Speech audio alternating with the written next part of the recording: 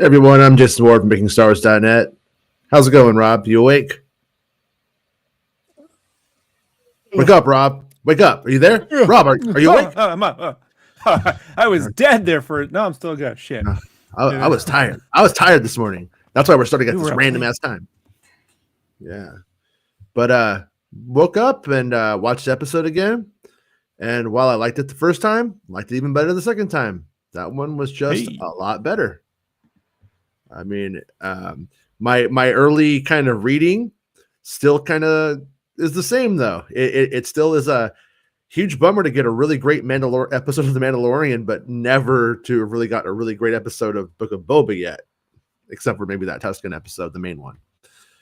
And, episode 2 is great. Yeah, episode 2 is good, but this is still, I don't know. I think I like this better. And so, like I said, it's strange. I feel like I'm cheating on Boba Fett or something. It's okay. It's okay. If that makes sense, I don't know if it does. You know, you get at least one mistake in life, and let this be. Yeah. I'm gonna need a couple of those mulligans, but yeah. I mean, just like on this one, as I was going through it this morning, I thought I was going to need about, a good hour to do the screenshots. That's why I didn't do them last night, because I knew this was going to be a lot. And there was a hell of a lot more than I thought. There was just so much to look at in terms of just tearing it apart. And I don't mean that in a bad way. I mean that and especially in this episode where everything was visually fantastic.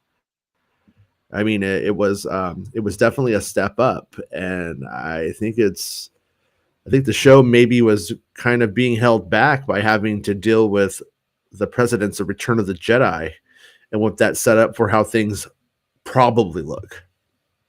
And whereas we got it in this episode right here, it feels pretty fresh, and it's not really that crazy of a visual, but it just works better.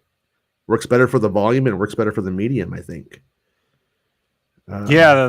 The mood here is perfect, by the way. So David Klein's on the DP this week, so I take everything I ever said. I take everything back.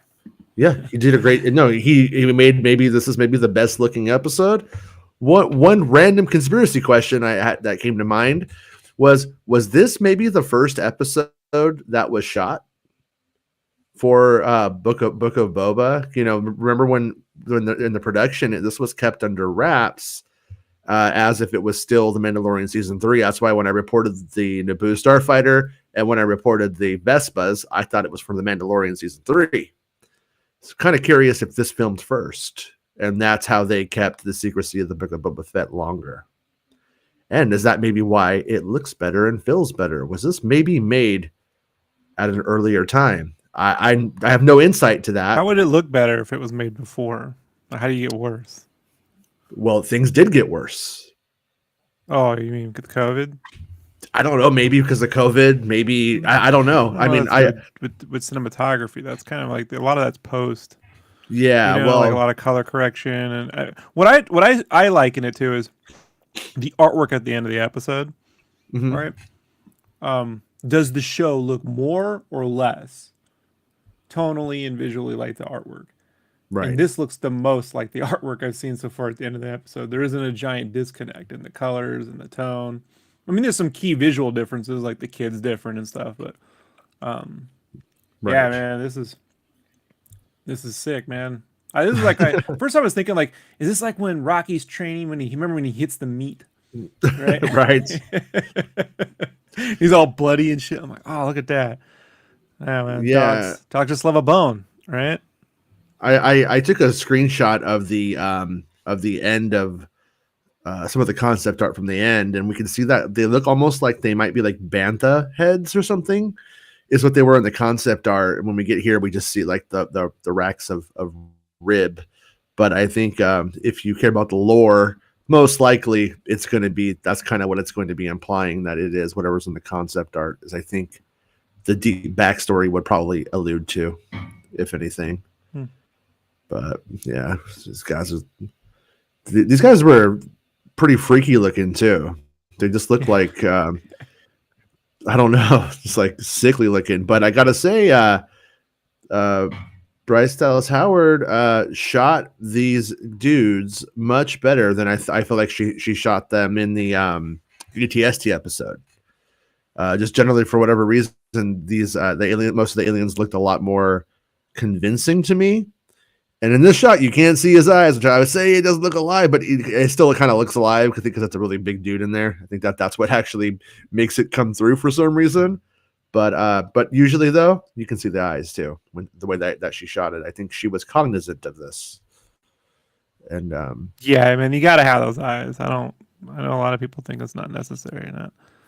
It's weird because like with a helmet, it's one thing, but you know, even with like, I guess with Deadpool, it's like because the brows are so expressive, right, and the acting's so over the top. But if something's just sitting there and it's like a mask and there's no glimmer in the eye, then it is dead, my friend. Yeah, well, when you're supposed to believe that something is flesh, that's when you need the eye to sell that it's biological. When they're with the mask on, you get to put so much there. I gotta say, this guy, one of his lines, like one of his first lines where like he says it's not him, is very awfully delivered. It was I like it, guys. You don't look nothing like me. Like, yeah, it felt like the one that they used was just the one that was shot, not like the one that was supposed to be shot for like a close up. For whatever reason, they went with that. I don't know. It does sound a bit awkward. And there's another line too. I made sure to screenshot it. I turned on the subtitles eventually, just so that way we know where we're at and what they're saying and that kind of jazz. But the idea of shooting him in this meat market to pick up this guy, and it's sort of like this vulgar environment, this line was, I just found it to, just to nitpick because we're literally nitpicking it. I love the episode, but he owes someone important money. So is the money important or is the person important? Just the way that as a horrible writer, I notice other horrible writing, and he owes someone important money. So I guess that money is important, or it's just, I don't know. It's just all our base are belong to us, Mando. All right. Yeah, it's a little bit awkward, but pretty cool that you could look. I think it's also a quick thought is that this all would, alien species just play better when they speak alien languages, Yeah. It's just how I feel, like in Star Wars. You're right. No, you're right. I'm gonna elevate that beyond opinion and say it's true. Because if otherwise we're like, I am dumb dog man, of course it's not me. but when you don't do that, that's not too far from the no, it's really pretty much what he does. It's pretty much. I don't mean to Phil Lamar and stuff, but that is very close. Like, yeah, no, it's true. And so yeah, if they were speaking like Huttese or something like that, it just gives it this air of exoticism. And this right here was pretty funny though. It's just like straight up his face over the guy's face, and he's like, "Oh, Balderdash, that ain't me." Hey, it wasn't me. Shaggy was right. Like, stick to the story. Yeah, it was very much a Billie Jean moment. Anyways, yeah. So I ended up screen capping these moments way too much, but I enjoyed it visually. It does look sort of like an action movie set in the early, 2002s with that like filter and everything on it, but I don't mind it in this instance. Hey man, if Attack of the Clones looked like this, I wouldn't be complaining so much. Sure. Yeah. Yeah, Attack of the Clones does have that. Does have a much, when Obi-Wan's going around doing his Jedi business and stuff. Oh yeah, when he gets bit though, that dog just bites him like a dog bite. I appreciated that. I appreciated that. Here's a missed opportunity. When he kicks him, they should make yeah. Because you feel bad for him. Be like, oh no, man, they're dogs. So shit, they're biting me. Yeah, because I kicked him in the balls one time, and just let him. Yeah, fucking let Sarah McLachlan come out and start singing "Arms of an Angel" to him. That'd be great. Yeah. I'd be all about it. That's high praise. But yeah, right here he does pretty much kick that one in the balls, and it does not whimper like a puppy dog, you know. Let me check on. Oh shit! At least one should have whimpered like a dog. I'm not saying all of them, it would be overkill, but at least one, like the first one, like oh shit. Right. Okay, so he piddles himself. Oh, I'm in. I know. Yeah. Peter says it's all setting up Boba to rule Mandalore, though. And then, hello, Meg. How's it going? I hope you like the episode. I haven't got to watch anything yet, so I'm gonna watch your stuff after this. So, and if anybody hasn't seen Meg's video that I know she put out, check it out after the show. But yeah, I'm hoping that the other bounty hunters are going to make an appearance, such as Zuckuss, Dengar, 4LM, etc. Yeah, I mean, I got a feeling that moment of everybody really coming together, and if that Avengers moment does come, I think it's going to be like, here it is, and here we go. I don't think it doesn't seem like there's very much time for much dilly dallying and really putting the crew together and stuff. Hey Max, how you feeling, lady? Brett says at least have Boba there waiting at the end to hire Mando instead of Fennec. Oh, I mean, no, I think that's a fair criticism. Like a Bantha, yes. Jedi Dick Sensei is the best. Did anyone see the title of the episode Unthinkable Alley, and 30 seconds later the real title of the episode dropped? No. What was the deal with that? Unthinkable Alley? Is that what the placeholder of the title was, and then they changed it to the real title at the end? I love the concept art associated with this series. I'm a huge fan of Ryan Church, Doug Chang, and good old Ralph McQuarrie. There's that visual style with Mando and Book of Boba that really ties it all back to the original look and feel. Yeah, I mean, right now with this episode, as someone who likes pretty much all of Star Wars, not saying I like everything Star Wars, but all of the films to me have merit and to exist at least. This did a really good job of tying a ton of it together, and I appreciate that. And I mean, more than anything we've seen so far in terms of integrating all the eras, right? So far, like the OT and the PT, like just together. Yeah, big time. I mean, and like I can't lie, I always thought about that the N1 with all of the coverings off, just based off of the Y-wing with all of the coverings off and the coverings on from when they added it to the Clone Wars, and I was like, man, I want to see that. So they actually did it here, and I cannot complain. Oh, thank you, Santa. How are you, dude? Santa says, good afternoon. Smash that like button like Mando chasing a bounty. Yeah, or Boba Fett beating the crap out of a rabbit, whatever. But if you like the video, I appreciate it. Thank you. Yeah, so one other thing, because you sent me that tweet. Could Luke show up next week? Everyone's making a big deal about the fighter pilot at the end is Luke's double. I gotta say, hiring Luke stand-in double to be a semi-speaking extra level character is fucking smart. Because we're never gonna know if Luke Skywalker's filming or if it's just that X-Wing fighter pilot. And chances are you saw the X-Wing fighter pilot in the costume a couple of times and you really confused the situation. About leaks and stuff. Yeah, pretty smart on their part if they're actually thinking with the old noggin now. We're on to you, Wards. This was an awesome premiere of The Mandalorian Season 3. When is the next episode of Book of Boba? This show is misfire after misfire for me. Yeah, I know everyone's saying that, but I'm like, who cares? Like, give me this shit. Like, fine. Right. It's true. Okay. Look, I mean, we're way past like the merits of what this show should be doing. We got at least there's 4 hours of show, and we've done maybe 8 hours of what the show probably should be doing.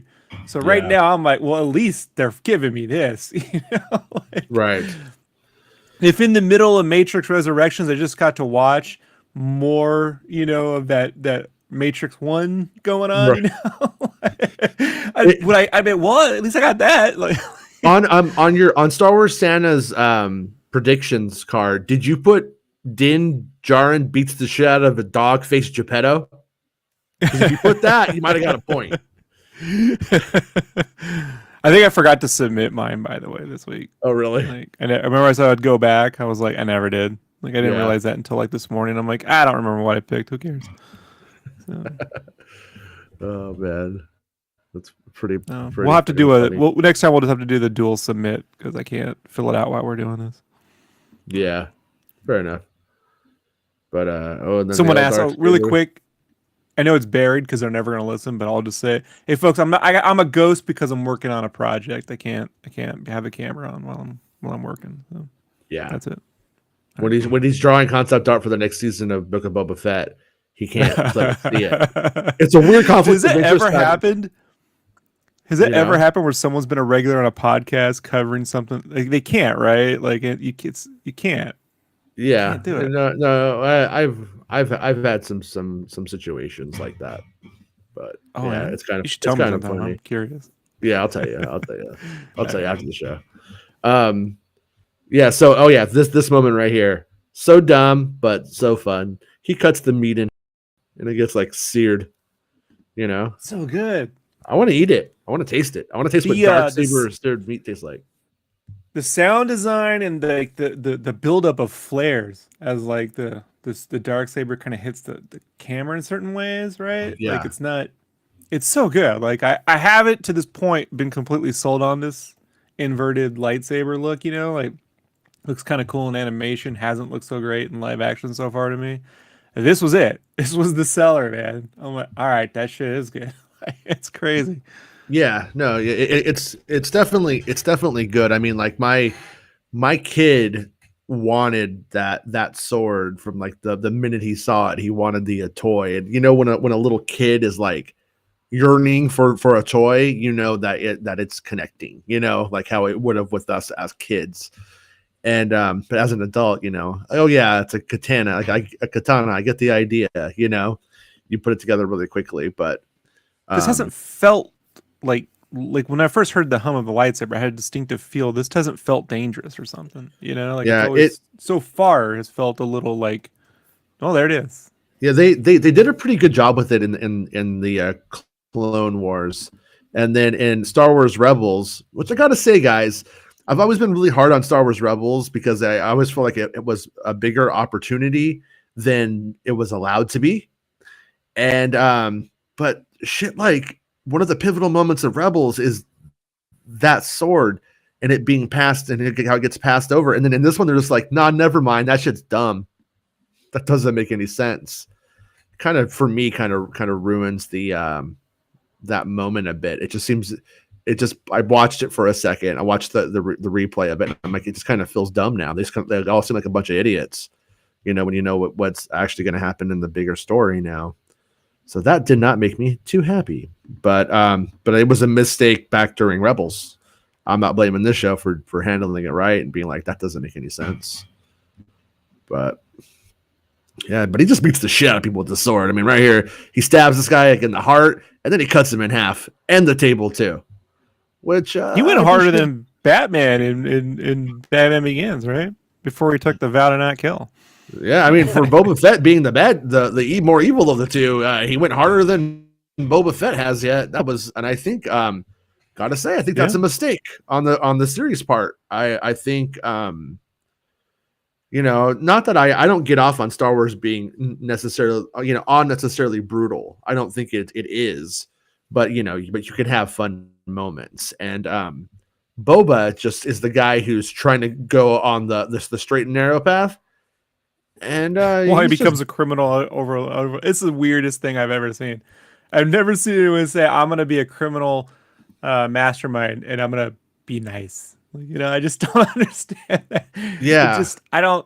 Maybe in the hands of George R. Martin or I don't know, somebody.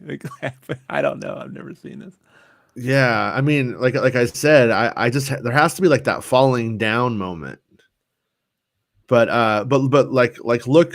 I'm just going to say, though, just like right here is a really good example. We have three faces. One, you can see the eyes perfect. Looks like a living creature to me. One, you can't see it. I see a man in a mask and a and a ski cap from Walmart.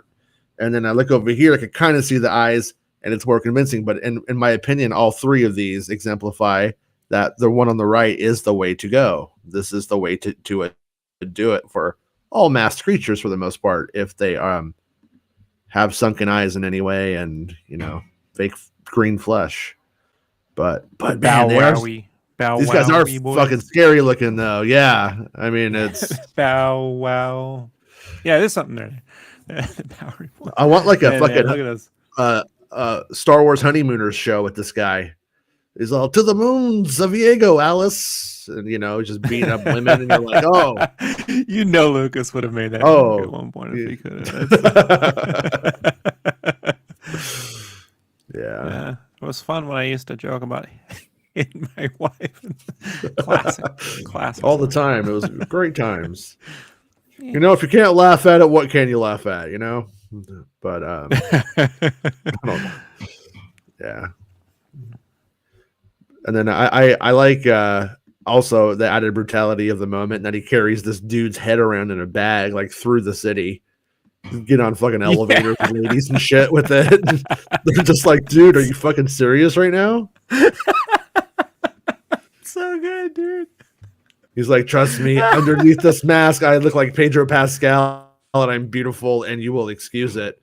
Otherwise, you probably think I'm a psychopath. So, for the first time... Imagine Dog the Bounty Hunter was walking around with the head in the bag. Yeah. That would be awesome. Holy shit. Yeah. So, what? Anybody saying anything interesting over here? Could Luke show up next week? I think it's possible. Yeah, anything's possible at this point, like for real. But what I am betting is, I am personally betting. Din tells them. She tells Fenn at the end, I'm going to go visit a little friend. So he's going to go see Grogu. Then I'll be back. That to me says we don't see it. Personally, I mean, I hope I'm wrong, but I feel like the way that it was laid out there is he's going to go do that off screen, and then he's just going to return. So I think he's going to return at the most convenient moment when Boba needs him in the next episode. As the shit gets tough, that's when he shows up, and then it's an action moment, and Din's not wasted, because otherwise we're going to have Din Djarin just standing around looking silver in the sun, and that's not necessarily a good idea. We've seen that that's not working out too well for us overall in the show. I think he smashed the dislike button, but it did nothing, so I upvoted. Thank you. That's how you do it, man. Just do the wrong thing, then do the right thing. This was an awesome premiere for The Mandalorian Season 3. When is the next episode of Book of Boba? This show is misfire after misfire for me, which we read. And yeah, I am agreeing with you. I for the most part, I've liked every episode by itself. As a series, I am not sure what the fuck to think about the organization. I mean, we've been, I think, exceedingly hard on the structure of the show, but I see no reason to feel like that we're wrong for it so far. Overall, and when I rewatched this episode this morning and I took the screenshot of the Book of Boba Fett part right here, I'm like, is it though? Because and the Return of the Mandalorian. I mean, that's pretty much.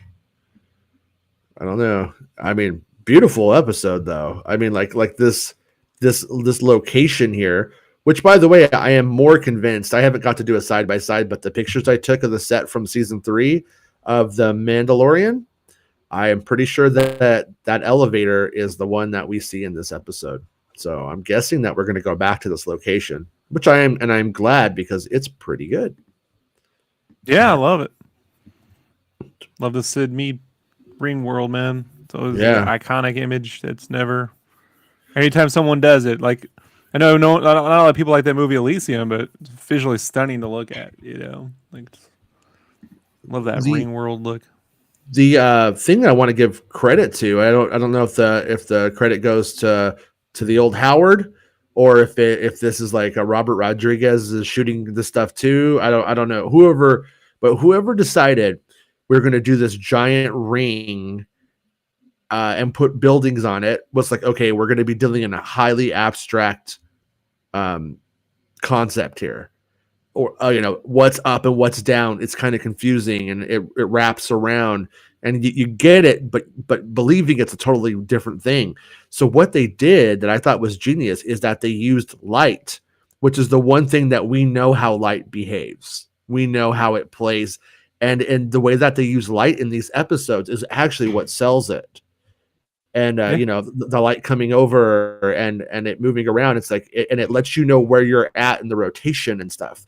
And that was, I think, a detail that maybe might have been overlooked the first time I saw it, and the second time I saw it I was like, oh, this is making a hell of a lot of sense now, but why they did it this way.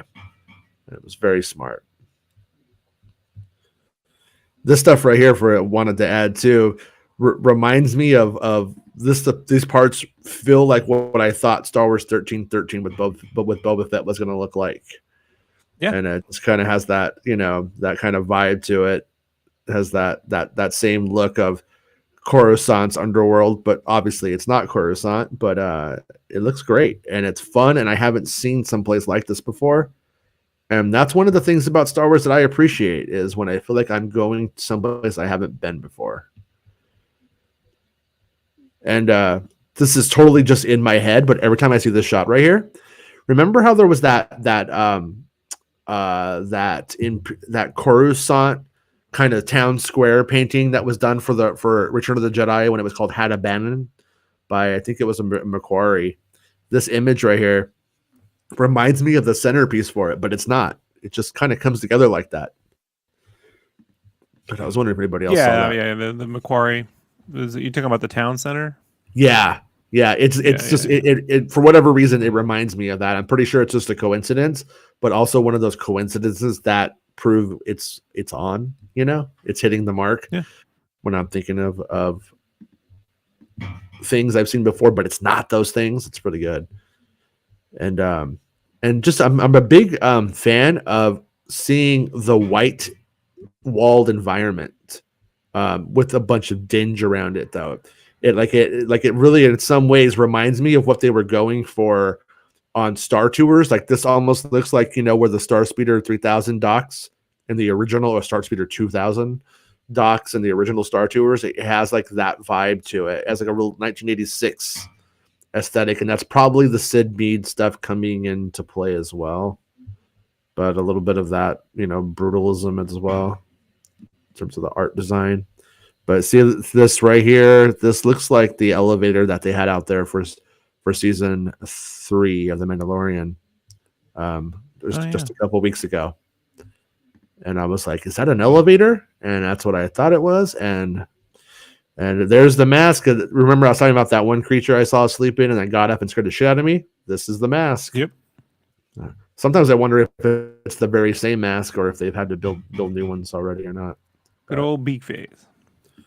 Yeah. That creature I believe was created for episode 8 for the casino world. I think that's the first time we saw that critter. Canto Bite? Mm-hmm. Yeah. One of the Canto Bite creatures. And it's made its way into The Mandalorian in a lot of the episodes, so somebody there likes it.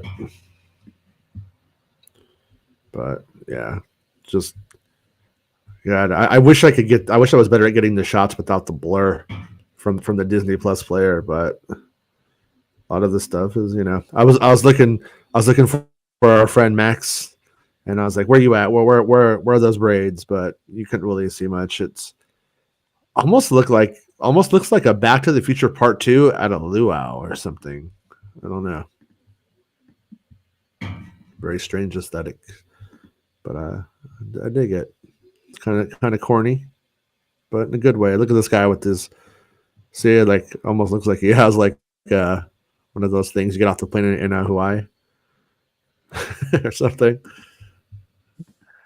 Yeah, but the space the space bikers definitely belong here. more than more than on Tatooine. And like this is one of those things where if they had maybe been introduced here or something like that, that might have been made a lot more sense. Like, you know who could have been at the bar right before he walks out? Fennec Shand. Boosh. Yeah. You know, and she's already got, you know what I mean? She's out recruiting. Right. And then he turns her down. And then when that thing happens, he goes back and she's like, all right, let's go. You know? Yeah. I'm going to need a ship first. Boop, boop, boop, boop, boop. Yeah. It's a very, so far, like I said, the organization of the show is just so strange to me. Seems like there were, 100%. Yeah. Maybe we'll learn why after the season's over, or when Mando 3 comes, we'll start talking about what we were up against on that production or something. You know, once it's in the past, a little bit anyway. Yeah. But yeah, so he's looking for the access shaft to the substrata. And this guy right here looks like, I don't know, is he like a hybrid? Is he like Ki-Adi-Mundi and just some normal person had a kid or something?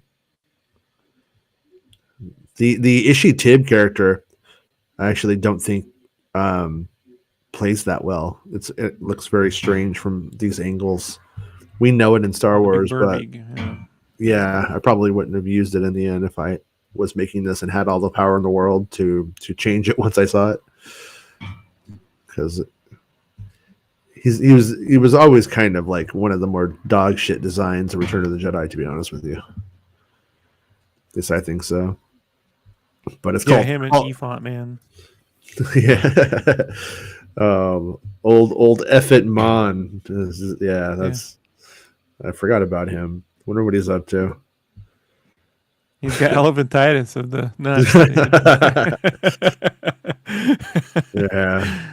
I heard he married the elephant from Captain EO, and then Max Rebo won't speak to them. I don't know what it means.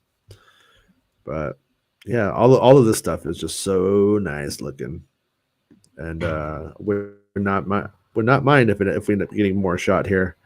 And also a space battle on this thing would be rad too, which I think is probably going to happen eventually if we keep seeing it.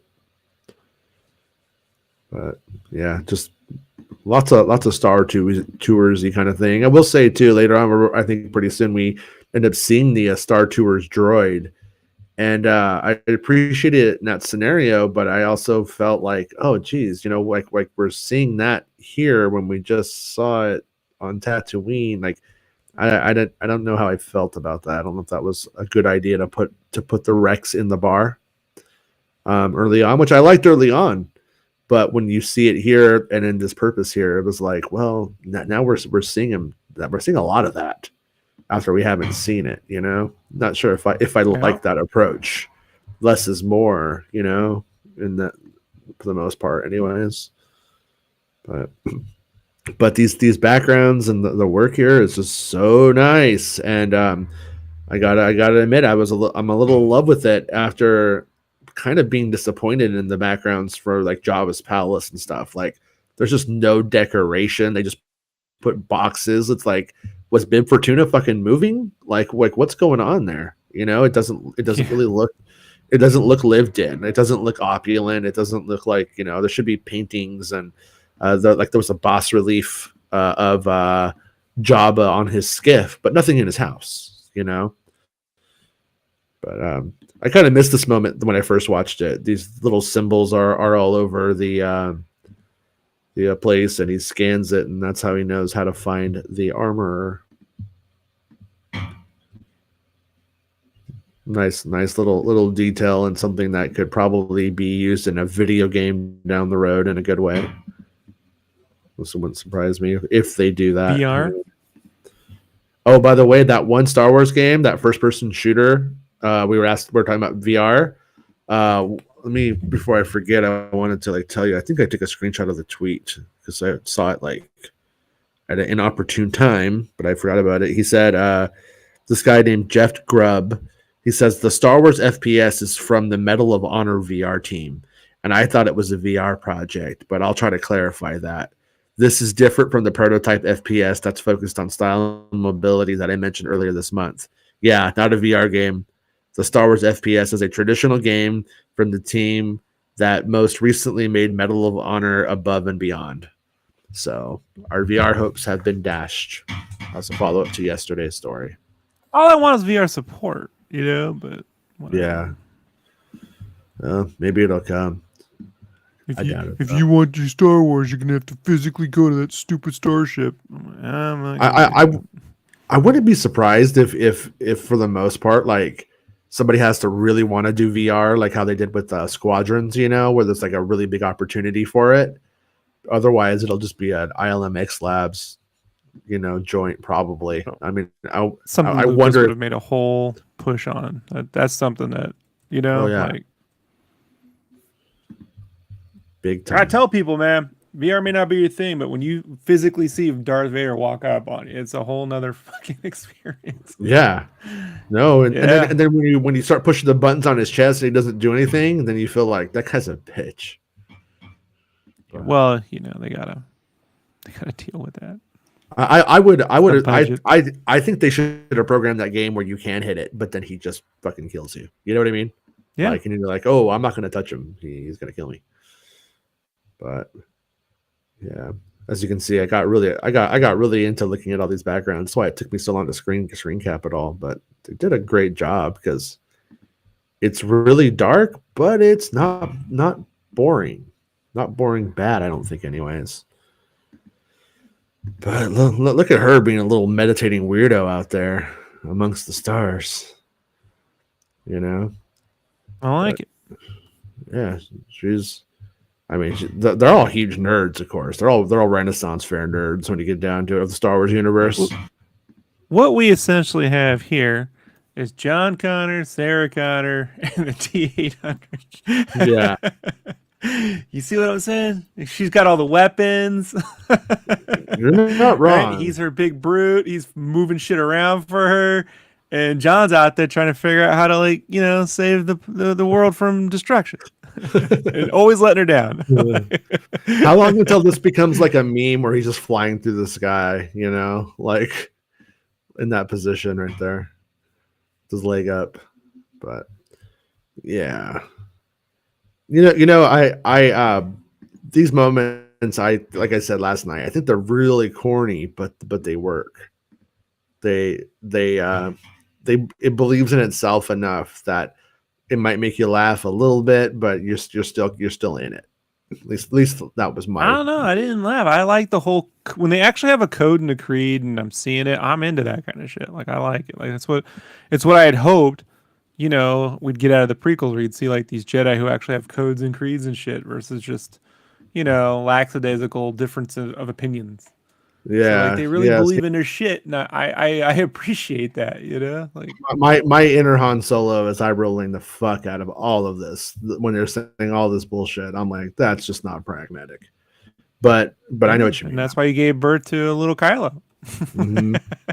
It's true. Who's also one of these Ren Fair nerds when you get down to it. Kylo Ren Fair. Pretty much. Kylo Ren Fair. Oh, shit. Kylo Ren Never thought about it. Mm-hmm. Yeah. Pretty neat looking shot though. The weapon and stuff. Yeah, I wasn't a huge fan of the big reveal of it in season 1 of The Mandalorian. At the end, I was like, I liked it, but I was like, that's not a big deal for everyone else. Like, no one really gives a shit. And so I appreciate this episode. I think it might make that first episode of that last episode of The Mandalorian better when the sword is revealed and we see that it has more relevance. And this back when I broke the scoop on this show, I was told that this was what it was about. Like that's what I wrote. I was about the restoration of Mandalore, and right here in these moments, this is all of that shit coming true. This is all of those moments really playing out. But had the flashbacks of Boba Fett been about Jango and leaving whatever his history is, right? And tying that to Mandalore, then it would kind of come full circle, I think, right here. Yeah. You know what I mean? Like, that, like this is the father legacy kind of thing, like you're a part of this whether you choose to be it or not. Like right. so like I just feel like that's another one of those missed opportunities. It wouldn't feel so out of place. You'd be like, oh, this is part of it. It's just this, oh shit, we're seeing the whole shit. Yeah. I noticed when they filmed the big guy, when he's filmed from the right angle, the Vizsla guy, when they film him from the right angles, he looks really good. And when they film him from certain other angles, it looks like very clunky, bulky, bad armor, But I was thinking, I was like, man, Tamara Morrison's not fat. The armor makes him look fat. And in a weird way, like they should have brought this guy in so that way he could stand next to him and make him look better for a little while, I mean, just to be honest, it would make him look, oh yeah, it looks much smaller. But like, seeing the I don't know if this is Pedro Pascal, but whoever's playing Mando in this episode, it looks so much better. It plays better. Everything is so weird that we're living through a Boba Fett knockoff is great, and Boba Fett's kind of lame, not working out so good. I never could have expected that. Maybe they thought Robert Rodriguez was gonna bring that new energy, and maybe he just didn't have it in him. I don't know. Maybe he wasn't that interested in it, like I don't know. Right. Or someone decided to make the show a David Lean, Lawrence of Arabia, Tender Heart, and I'm like, that was the wrong move. Right. Like you got. I mean, if anything's gonna do that, I mean, Andor's got that, pathos and deep-seated nobility against a backdrop of questionable morality. Boba should just be action figure. He was a toy. Make him a toy. And when these dudes start toying it up, it's fun. I don't care if people go, well, it's not deep. I'm like, I don't give a shit. It's fucking cool. Like, cool will win out sometimes, man. Oh, definitely. I mean, yeah, Robert Rodriguez has to be wondering how come he didn't come up with the same budget this episode got. And once again, I mean that's why I'm asking. Like I felt like this episode didn't feel cheap, didn't look cheap, and the other ones have. And is that just because it's referential to Return of the Jedi? Has that been the whole crux of it? I don't, or was this made during Mandalorian season 2, and it's just a continuation of that production? I really am curious about any clues on that in the end. Well, it's important to give this all the praise though, so that the powers that be hear it loud and fucking clear. You understand what I'm saying? Like if we shit on everything, then they're not. Well, you guys will just complain about everything. That's just like, no, praise when it works, so that they know, hey, not saying copy this every time, but more like this, less like that, moving forward. Just for whatever they're doing, man. Like, yeah, I mean it's strange, but yeah, it's like I said, it's like I like this design of this guy, and then in other ways it's shot, I just don't like it. It just doesn't look like he can move. Yeah, I hate bad costumes. I mean, if you're gonna have one of the things about Star Wars I've always loved is that the costumes look like they probably make sense for the character. Looks like he probably makes sense. I mean, if you want to pull up the shittiest guy, I'm still gonna say yeah, because I always thought shittiest guy. He's the guy you're asking to be in the show. Like I'm not asking for Dengar to be in the show actually, but I mean, but I always figured he blew his asshole out or something, and he had to have this thing on his back so he could poop or something. You know what I mean? He was just this really like dude that was just tore up though, but it wasn't like I hate the Republic Commandos. Oh, they look fucking stupid to me. Those guys can't move. It just doesn't look right. I'm just not a big fan of that. I don't like Hulks either. But anyways, he gets his ass kicked though, all of that strength or whatever. But do you think, like, as I was watching this, they really do hammer home that he's going to go for the sword?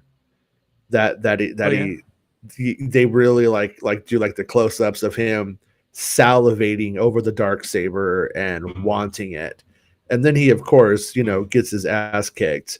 And so I'm kind of wondering if there's going to be like retribution. Is this guy gonna fold and jump over to break Gideon out and try to take them on or something like that? Is this clearly we have three factions here now? We have Boba's, Mando's, and then the Colts, and they're all kind of gonna probably want the same thing. And so I'm wondering how that shakes out in the future stories.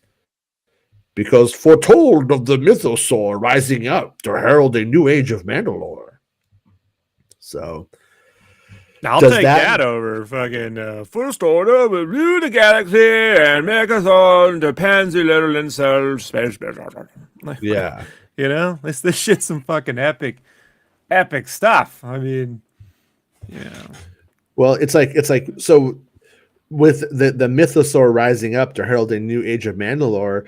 Is that prophecy for them just completed by the very nature of Boba becoming a crime lord and becoming powerful and helping Din? Or are we supposed to? You know what I mean? I told you, Boba being a crime lord makes no sense. Foretold. We're talking about rising up. That's him rising up, I guess? We were... Being a crime lord has nothing. The whole idea of in The Godfather, where you're sort of like, trying to be drawn back to your family. To me, the only story would be Boba being successful at something else and being dragged back into Mandalorian, frenzy. Right. Like the Mandalore is the mafia family, not the mafia stuff. Right. And so like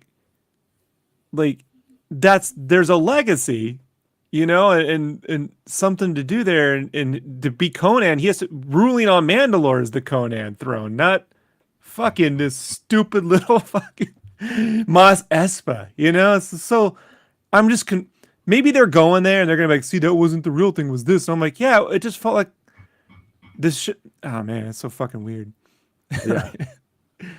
Yeah. Yeah, so they call the Captain Phasma style staff basically a danger to other Mandalorians. It's not preferred because it basically can tear their armor apart, so it shouldn't exist. And I was like, okay. I mean, I was okay with it, I guess. A little bit though, like we have like an episode where like he like wins it and stuff, but I guess since it ends up going into Grogu's armor, and they fucking take making Grogu's armor so seriously, like that was hilarious. Yeah, I'm believe in your shit, man. Yeah, it was. You gotta believe in your shit. Yeah, I like it. Yeah, because I mean, look at how complicated this is getting now in terms of like who's vying for what and how it's gonna. I mean, what's the Occam's razor here? Are we just gonna have Bo-Katan and Boba all lining up behind Din to support him because he has the sword, and then they fight against maybe the Colts and Moff Gideon, teaming up or something? I'm kind of not sure what to expect. I mean, and I also think it's probably good we don't know what to expect. I keep expecting in the end Moff Gideon to be broken out and to get back at Boba, and for there to be a huge price to everybody who went up against the Imperial Remnant, And they mentioned that in this episode, like they wanted us to remember that there was a skirmish, and that they wanted to question Din about it. I don't know if that was just huge nerd stuff, like, well, actually, the Rangers of the New Republic would want to question him on that. And like, oh, I'm in Rangers mode. I've been writing that. Just I kidding. tell you, man, if the Rangers show is all about like how they want to investigate shit and take notes, I don't fucking want that show, man. Yeah, it's gonna That be reeks of the first three, the majority of Boba Fett, where I'm like, we're doing this, fucking, this is what we're gonna watch here. I don't want this. It's a bad idea. I don't want ships in space. Like, I'm sorry, I don't. Well, it's about spaceships. See, it's about spaceships. But yeah, the visuals on this montage of Mandalore being bombed is fucking great. I mean, Mandalorian. Mandalorian. Mandalorian. Really dark, but yeah. But I mean, you can see like lots of cities down there and shit. And it's like, oh no, what's gonna happen? Boom! August They get 27th. nuked. Yep. If you don't have 1 million sunblock, everyone's gonna have a real bad fucking day. Yeah. But those born of Mandalore stayed away from the path. Shouldn't have had that burrito. It's a really bad idea. Garbage Pail Kids. Remember the Garbage Pail Kids logo? Yeah, I saw it in the theater and watched kids cry. He ate someone's leg. That movie went hard. It did. Yeah. Jesus, I mean, they nuked that fucking planet, man. Yeah. This is definitely setting up some, I think, apocalyptic potentiality for Andor, where I would expect this kind of real world brutality to exist more than in this. You imagine if the protagonists in the sequel trilogy were the Mandos, that there was this new order that rose up and they're like fascist Mandos, you know? Yeah. Like that would be fucking, the new order, the new Mandalorian reign, like, and we got you let us burn to the ground and now we're back to bring order. Pretty rad though that there's post-apocalyptic Mandalore to explore in the future, and they don't have to do it like Clone Wars, which I loved how it looked in Clone Wars. I actually think it would have looked good in the volume too, but Judgment Day, or Explosion, as the thing says. This show is fucking cool. I like that. I don't know if you noticed, but you can see like the helmets instead of the skulls. Yeah, the skulls are the helmets. Yeah, it's so good, man. Come on! I sat there cheering. I was like, they did it. No, same. I know. I was very. They should have called that bar Tech Noir. I'm just saying. Right. Look at the eyes, man. Yeah. Oh, the flare, the fuck. No, I mean, like I love how this episode is pulling images from Rogue One and from, Phantom Menace all the way. It's pulling from everything in the right way. It's making the universe lived in and real, and it's all coming together, and it works really, really well in the episode. And I think in a weird way, Lucasfilm is probably seeing that catering to nostalgia isn't the way to go. Facing forward is the way. Not to quote the show, I swear. But it just like it ends up making more sense to do that, and it's ultimately more exhilarating. And I'm as excited for Kenobi as anybody, but after Solo and Boba so far, I feel like there's just too much baggage to be contended with, to deal with. You just can't make anybody happy. If people want to know how Solo got his name, and then how he got his name, was it casually funny from an Imperial when he enlists? It's not a bad. I don't think it's a bad idea. But then, but also people are like, no, he should have got it from a legendary card game, and blah, blah, and so you could just never actually make anybody happy. But look at Din. We don't know anything about this cat, just that he has a cool mustache and underneath the helmet, and we love everything that he does, So I'll be honest, man. If you had told me in 1986 you can get a Han Solo movie or some new shit about Mandalorians and Jedi, what do you think I was gonna pick?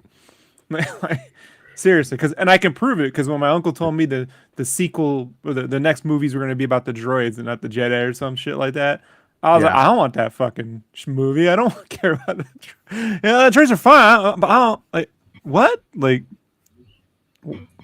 They're cool to be there, but I don't. They're about the droids and Captain Mantulis. I'm not interested in that movie. It's shaped like Grogu. It's a little Grogu head. It's so great. It's so like that really bad. It's like this is like the good version of the bad version of Hellboy when he's crying in the shower. You know, he's like crying in the shower, and you're like, "Well, what am I watching right now?" This does a lot of the crying in the shower. He's like seeing green kids and stuff, like on space trains and shit. And James thinks that should be the director of the next Qui-Gon trilogy. it's funny and it's bad at the same time. I don't know. I got Japanese friends who are like, that's what they would do. So it just depends on where you come from. Yeah. When she was talking all this, they cut their sandwiches so pretty, man. Like they're so good. But Japanese people? Yeah. Really? Everybody lives in Japan, man. You know. Yeah. My wife and everything, and just like when they're like, "Here's our lunch," I'm like, "Fucking everything's so precise and cool." Like shit. Damn, they're good. What is it? Dan Carlin said they're like everyone else, but more so. Mm-hmm. I was like, that's perfect. And Mandos are a little bit like that. They're real stringent. Like, it's true. Yeah. See, he looks good in this shot. It was forged by my ancestor, founder of House Vizsla, and that's Jon Favreau voicing him, who also voiced Pre-Vizsla in the Clone Wars, one of the ancestors. But I'm just glad they don't talk like fucking Klingons. You know what I mean? So like he has the heart of the Dathlock. You know, like oh shit, no. Yeah. But look, he has the Mythosaur thing on his shoulder pad too. Yeah, I don't know what that Mythosaur thing means. Boba Fett. It might literally mean a giant fucking dragon will appear. Yeah, like a great and mighty Tor. And he slows in the face with the Tor that day, I tell you. But Boba did say he's written things bigger than the Rancor. Everybody thought it meant holiday special, which isn't canon. But I mean, it could be. It meant B. Arthur. Right? Yeah. I was like, Boba. Oh, that's insensitive. Right here, it looks like he's stabbing himself in the eye. I'm just going to cut my eye out. But, yeah, this, the fight was fine. I would say if you're going to have them on a plank and you're going to have them remove their rocket packs, like that's the danger. A little weird that they didn't use the plank. I felt like maybe he should have on-handed him and put the cable around him and thrown him off the side, and he should have been dangling at the end or something. Like it was just kind of weird. I don't know, to put the obstacle there and then not matter. You know, is not really strangely not playing with the environment and the setting that they put the characters in. Which the whole time I'm watching this, I'm like, are they going to fall off? It doesn't matter. No, they're not. But they don't have a rocket. Yeah, I mean, look, that's why when you see action, you know, led by the Marvel dude in episode 2, it's a big difference. They really need to step up some fight choreography. It's not bad. It's not like Batman Begins' fight choreography is incomprehensible. You know, like right. I get what Nolan's doing. I just disagree with it on every fundamental level. Yeah. Here it's like, you know, it could be bumped up quite a bit, just a little bit, you know, this more, but the staging, everything's clear, you know what's going on, you know, it's just, it could have more oomph in the tooth, but whatever, it's nitpicky. Yeah, well, they did call him a prostate. Okay, they didn't call him a prostate, they called him an apostate. But I was like, okay, you fucking Ren Fair nerd. In the living waters beneath the mines of Mandalore. I love it. I love it. That's some fucking Willow shit right there. Yeah, I have a feeling those mines are in the next season of the show. Based, you know, on some things I've heard. So yeah, I don't know if he decides to go back in there to join the cult. I mean, like that's one of the weird things about the character right now that I'm trying to understand and trying to figure out. Like in certain ways, this is a rollback. Like we have the character move beyond it. He had greater purpose, and then he gets rid of the kid. So the greater purpose is, and he just tries to sneak back in, and he knows they're going to ask him someday to have you taken your mask off. He knows he's going to have to answer for it, but he comes back to them. I don't know if he's just like, is he just a character just hoping that they were going to be like, oh, it's okay. There's only two of us. We're dumb. So we'll let you slide. But because I don't really know what he wants other than the boy back. Excuse me, than Grogu back. So, but like these shots though, in terms of the old space point, and I also like that they literally did a whole thing with, you know what, if you want to fly, you have to follow the rules, Karen, and Din is not a Karen. They made it very clear that he is not a Karen. He won't hold up the flight, and he won't start a fight with the person. He'll just ride it like a big boy, even though he doesn't like it. And I think a lot of us can learn a lesson from this episode. And when it was filmed, I wonder if they were already making that point, or if it just happened to really make sense in hindsight. I don't know if people were flying when they were making this, but yeah, you get bored with your weapons. Yeah, I mean the scene with him missing with seeing the Greedo and thinking about the kid thing, it's fine. I do think if he had just met Fennec Shan at the bar after gone back up there and flown down, he's like, I'm gonna need my own ship or something. I don't know. Like it's just that scene doesn't. There's nothing. I thought, is they gonna take his shit? Is he gonna be missing the sabers? They're gonna do this stupid shit, but no. So it's like, all right, it's fine, but it's like, all right. For a long time in my head, I was almost working on the theory that Boba gifted him the ship because he needed one and sent him like a fancy thing to entice him to work for him or something like that. But I mean the actual story and building it with Pilly or whatever her name is. Was her name Pilly? I can't remember how you say it.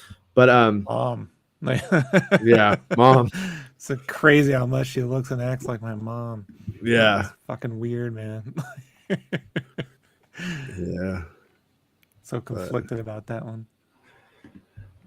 But yeah, and in so many ways, for me, this feels like the dream of Buck Rogers. When I was a kid, I used to watch Buck Rogers and just wish it was a bit better. Loved it, but I just wanted a bit more from it all the time. Theme song though, right? Oh, it's fucking great. Yeah, it was good. I mean, don't get me wrong, it's pretty rad. I'm not knocking it, but you're able to like it for the kitsch value today. As a kid, you were literally looking for Star Wars. You're like, this could be Return of the Jedi, and it's not. And but this show right now is it's delivering that for me. It's delivering exactly. It feels a lot like Buck Rogers in the 80s to me, but in a really good way. And I think that is an important element of Star Wars. But yeah, can't say I don't think that I think this is ridiculous, but I kind of love it. It's a bit much, but at the same time, I like that it went that far. And I'm just like, if Star Wars is going to go super corny, it really needs to lean into it, and this one really did it. I mean, in my opinion, do like almost like a Superman callback with it too, where he did like he ignores the kid and he shows up at the end and he can fly now, and he waves to the kid basically. And those are heroic moments from 80s movies, more or less, that it really worked, and they are very smart to pull from that stuff, if that's what they are doing. But that's my reading of it right now. I was also thinking, they keep pulling from Rocketeer a little bit too, right? Because there's that scene in the Mando where the dude's flying and he gives him the thumbs up, and now he's flying, he gives him the thumbs up. Like, it's a thing they do. But. Yeah. Yeah, look at it. It's Yoda shaped. What are you gonna do? So Etsy, it's so Etsy, right? Etsy right now. Etsy's blowing up with people who are just selling that. Guaranteed. Baby Yoda folded handkerchiefs. Yeah, you know. The look of the shot reminds me a little of the Jakku Ray's parents stuff a little bit. The use of the lens flares, but yeah, we see the old city, old Tatooine. Look at this building right here. Is this building like on stilts? The fuck? This guy doesn't want. This guy is like, you can walk under my house, but you can't walk up to it. Properly calculate for inflation. You got to do what you can do, Jason. All right. Right. So every building's going to be, right. Perfect. Well, good thing Ducey's asking the hard questions for us.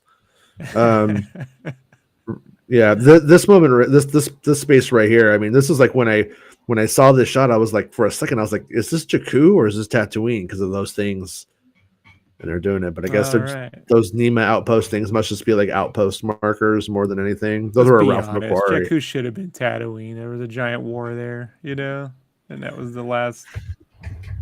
Yeah, I almost fucking weird. That's not Tatooine.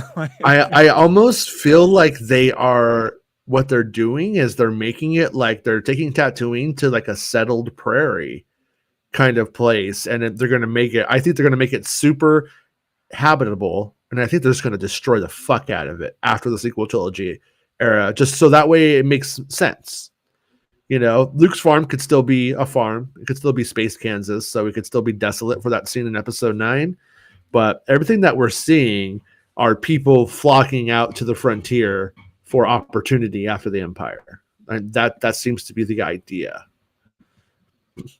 And we just see this is now the second time we've seen people boarding these ships with things ready to go, start new space lives and stuff like that. But they call him a bell droid in the thing. Get a good shot of his little weapons and stuff. And the Darksaber looks kind of like a nightstick, But yeah, a little bit. Wonder what that says. Probably says like some bullshit like Tatooine. It says McCollum's Coke stash. Oh no, yeah. Allegedly. So, on my second viewing of this, BD is given a lot of moments, more than I thought the first time I saw it. And when you just like look at the shot creation, they were really working on BD and the letting him not be forgotten. I gotta say, I thought he was gonna go with Mando. Honestly, yeah, give him. But one of the things that I do like that they keep doing with him is they have him looking, this cold, stoic killer kind of dude who could bring you in warm, bring you in cold, and then they keep putting cute shit around him. And I think it's smart. I think it ultimately it keeps it from getting visually dead and boring and just feeling cold and then disconnected. And so I think it's not a bad idea. I think it's a pretty good one. But I always liked strangers with Candy character, what's her name, Amy. Yeah, she's Sedaris. Also an elf, which most people forget. She's hot. She's kind of hot as a secretary. Yeah. No, I'm noticing she's normally playing like these crazy characters, but in that one, I'm like, oh, that was her, right? Yeah. Oh, yeah. No. Sometimes when she wanted to be. Right? I was going to say, I freaks me the fuck out. I wanted to see the elf secretary and Janine from Ghostbusters Scissor. I wanted to see that, and you said it nicer. But, yeah. Strangers with hard candy. Yeah. And then we got this, I don't know, like I think this is done right. It's a dumb little C subplot of Scariers are infesting the N1 and they get close to the nest. BD does, and so the mom attacks BD and then gets shot by Mando later on. But But anyways, I like this really dumb eccentric world piece of world building that they're doing here. We have the fucking treadwheel droid from the cutscenes with Luke living with R5D4 and BD1 and a bunch of pit droids with her. I mean, it's so fucking ridiculous. It's perfect. Like I gotta say, I appreciate it when they go all in and it's ridiculous. I mean, and it is. It's great. Given that the sequel trilogy was gonna feature, Luke, Han, and Leia in some form, I had thought that would be the aspect they would have really gone to kind of tie the two together. Right. Like it's not a era with its own aesthetic as it is just the remnants of the other two, and it's trying to move forward to something new, Yeah. And so, like, putting these two things together, they do exist, like. No, and what's funny about it is like there's a way that it works and a way that it doesn't work. Like when they put EV9D9 with the service droid from Attack of the Clones, I didn't feel like the two actually went together in the same shot well. And these moments, you have the same kind of idea in a different way, but these go together. This feels like the same world right now, and I buy it more. So just in terms of the art design, I guess is that art design, but it works. This works for me, even though it's absurd, and it doesn't stay on the absurdity. Even though I screen cap the hell out of the absurdity and make it seem bigger than it was, it actually like moves so fast that you don't get enough time to really get annoyed. I think that's a really important quality when you're doing the eccentric Star Wars stuff, is to keep it fucking moving. When the little mouse droid goes to Chewbacca and he growls at it, it's so fast. And if that was shot in a slower way or presented in a slower way, it would have really just been dumb. Yeah, you understand what this was a little meant when he says faster, more intense. It's not, like, oh, just get on with it and get your cut, go. It's like if you hold on too long, people will. It will become science fiction. Yeah. And he was trying to actively avoid science fiction, which is funny because people think it's science fiction because, it's space. But science fiction is 2001, where it's just going to hold on something for a crazy amount of time. You look, The Abyss is science fiction because Cameron holds on a lot of stuff, Right. Like, and I like it, but that's not, if you want the kids to be like jumping up and down and rooting, like that ain't Are the these best idea. Are these gonks without feet? Power droids without feet, maybe? The feet are like I don't know, retracted inside or something. But cute little BD shot again. They got their feet burnt off at Jabba's palace. Like this. Hey, look, everyone, it's Mando. And the way she says it, it's fucking great. Yeah, she's, like I said, I get that people weren't jazzed about her or were like, what the fuck? But I mean, like the more that we're getting of her, the more it's, to me, it's not actually getting old. It's getting better. And I hope that I have continues. to agree with you. I've not been keen on her, but this is the best I've seen so far, Yeah. Like when my mom was a good person, this is what you're getting, Right. It's like, I guess I should remember this, the nice one. The one that took me to 7-Eleven to play Ninja Turtles arcade games and drink Slurpees for a couple hours, Me and my kids walked over to 7-Eleven last week, actually, for Mando before, and we got snacks. And as we were walking down, I was like, yeah, well, I used to go to this one with my dad. I used to play Star Wars arcade here. And they were like, 7-Eleven used to have video games? And I was like, you guys don't even know. It was a different world. But I love this. This was so good. It's weird because I'm not a fucking car guy. I don't really buy into any of that shit. But I feel like this plays upon that part of me that is inherently a stupid man. You know what I mean? Like I would never ever want to go and work on a car. It sounds like a terrible time. But when you get it through here in Star Wars, I'm like, oh, I think I understand maybe what those men in the garage are all about or something. I don't know, but I think maybe if I was building spaceships, I would be way more into it, because the show is about spaceships, contrary to popular belief. But yeah, I completely disagree with Lucas. It actually is about spaceships. Without them spaceships, you're just kind of left with a lot of posturing. Right. Yeah. I mean, it's I'm curious if I remember when we were talking about this, a lot of people were like, I can't see this in the era, and I can't see Mando flying it and stuff like that after Bespin connected it. And I was just like, well, yeah. Gotta love the gatekeeping that's going on too. Oh, good work, so and so. Good work, Bespin Bulletin. Hey, I did stuff too, but that's all right. I'll just be bitter about it here on my own YouTube channel. Yes, but commissioned personally by the Queen of Naboo. Which one? Which queen? You talking about Padme? You talking about Padme? I want to know. The Padme with the gun to her head in the video? That one? Remember that one? Let's not disrupt the nest. And you can see little babies in there. Right here. You got a piece just wrapped in foil almost, it looks like. No, it's not. It's chrome or something. I don't know. But yeah, pretty much hit the spot for me. Even went in and mentioned the fathers of the Last Jedi.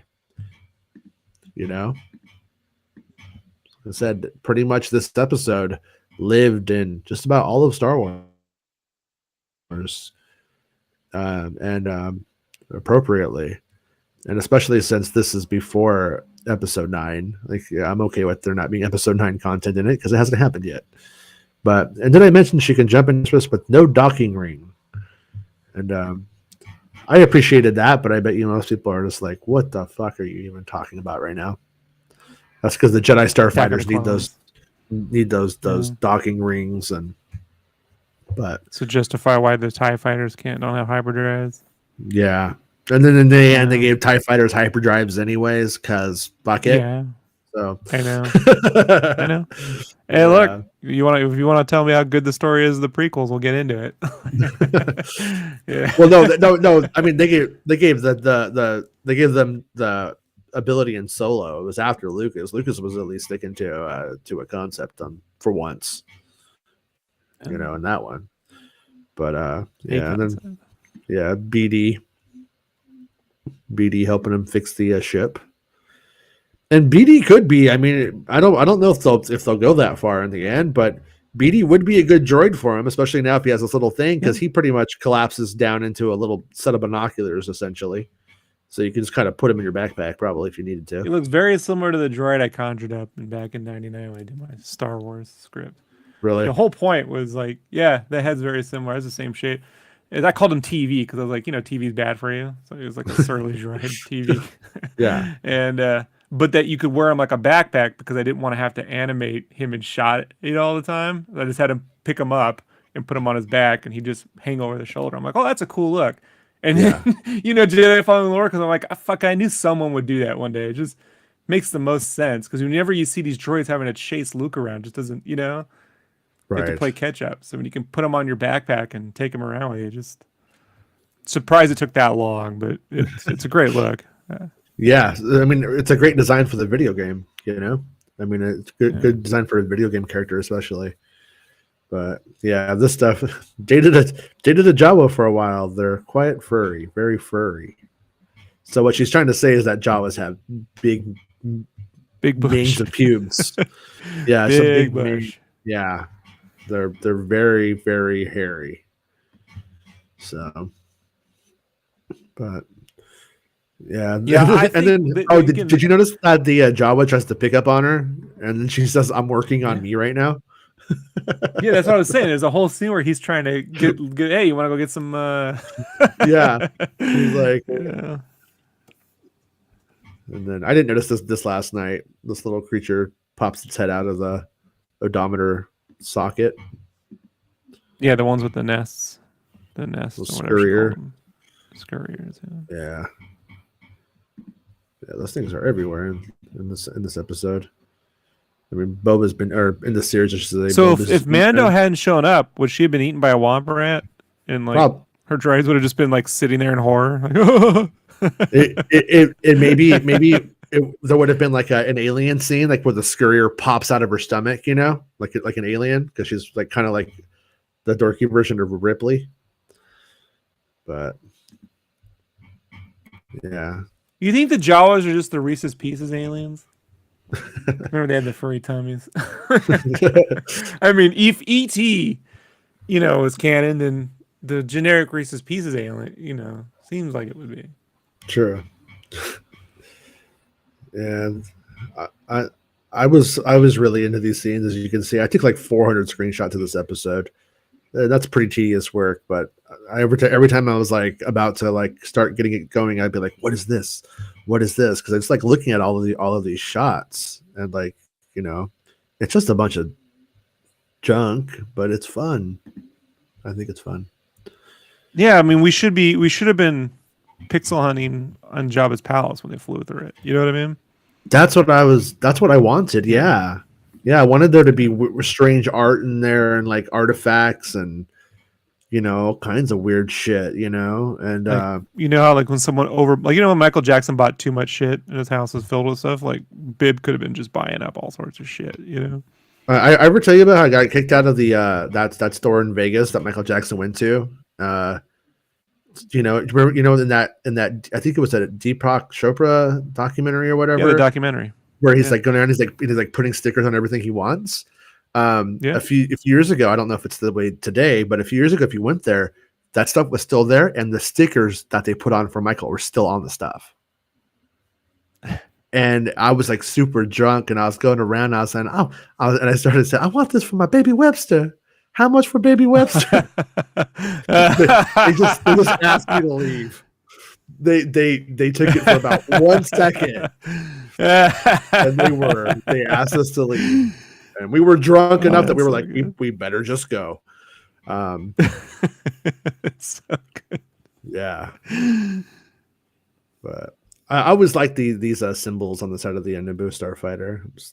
Just always so weird. Some fucking it's my second favorite starship design in Star Wars after the X-wing. Yeah, after the X-wing. Yeah.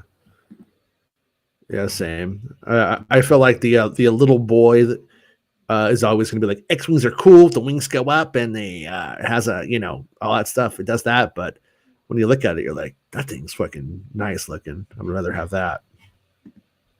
So yeah. It's the one design they've conjured up that lives up to from a more civilized age line that everyone.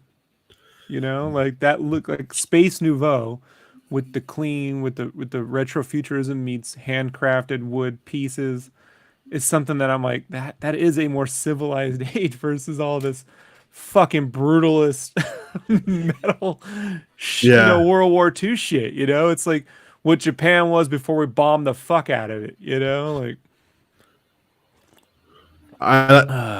this little moment where they use the droid holographic thing to show how to put the part on. I appreciated that. I thought that was kind of neat.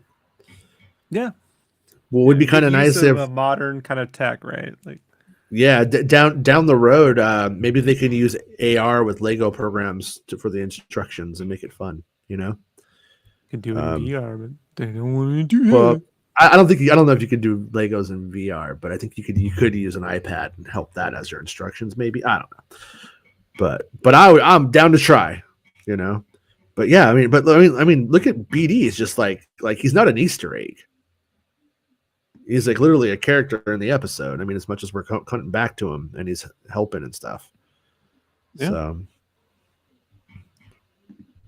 interesting. I did not expect that. But there were. You can't predict this show, man. Nope. Who would have had BD on the fucking list? Nobody. Yeah. Well, what's been strange is like the general things that I had heard about the show about like come true, and I thought like there must be like there's more to it, right? But I'm kind of thinking maybe there's not. But let's get on it. Slide it. There you go. Yeah. So, I mean, look, the plot logic is still just as bad as any other episode of this series, where it's like, all right, you're gonna replace your ship that you lived in that had beds and bunks and refrigerators and a toilet and a carbonite chamber with the one seater, like I don't buy that. I buy him having that ship and then a bigger ship to store it in. Like I buy that. Like he could get a bigger ship to dock his fucking starfighter and he's got a cool little fucking ship and a crew. I don't buy this replacing just functionally as for his job. I'm like, this makes no sense to me. I gotta say, when I look back to the previous seasons of The Mandalorian, this does seem like the more pragmatic approach, though, because they didn't film him living on the ship. They like introduced us to the ship, ignored it, and blew it up. Big mistake not having him show him on there building shit. You know what I mean? And like crafting his own gear and setting up the next bounties and stuff. Yeah. Because there was that scene with like his old gang on it and stuff, and but really they didn't really do a lot with it. And we got the pull from the Death Star, but anyways, yeah. So we end up seeing him camping on the ground, laying on the ground, you know what I mean? Like camping out in the wilderness and stuff like that. And I think this is going to allow them to put that onto the set and put a fire out there and just have him like living that life. And to me, that's, I don't know, in some ways that sounds kind of more fun, but we'll have to see if it becomes a thing or if it matters. But I am with you though. It would make sense that as it goes on, if he has more than one thing too. I mean, I guess if you're living, paycheck to paycheck intergalactically, you're just going to have what you got. But if we do end up where he's working for Boba all the time and stuff like that, yeah, you could give him a new racer crest and he could have this and he could, do different things with it. You know what I mean? For different episodes and shit as the story goes on. But, Luke Skywalker didn't have a Millennium Falcon, and it really wasn't an issue when you get down to it, because it's space cowboys when it comes to where you shit and sleep, right? Star Wars. But it's the first time we ever saw a shitter in Star Wars was on the Rager Tracer. Yeah, they went right to answering that. I was like, okay. Yeah. I will say this series overall, the exposition moments in this series are great. Little monsters and stuff like that, Yeah. I mean, it's like that's one of the things about like the prequels, which I do love. But when you see like Coruscant with space traffic, adults still see traffic and they still see an urban environment. And they go like blah. But when you do it and you have the little monster gags that do it, and it's the same amount of time, I think it just works better. It's just more fun. Love this shot. It's like a real good. All the shots on the fighter coming out, the low angle, the high angle. It's shot the way you would hope we would have seen shots in the prequel, right? Like, I mean, I know they were doing a lot with model work, so you can do a lot more now. But I mean, still, whether this is all CGI or it's a physical thing that they've laid out, I imagine it's CGI. But they actually made the ship. And then it works. Like. It's fucking great, man. Yeah, like, they actually made it. That was so good. Well, I mean, and it is going to be hilarious when you see some alien shoved in there. I almost wonder if he's going to start like putting people in barrels and then just putting the barrel in there and they'll like resize it to make it work or something.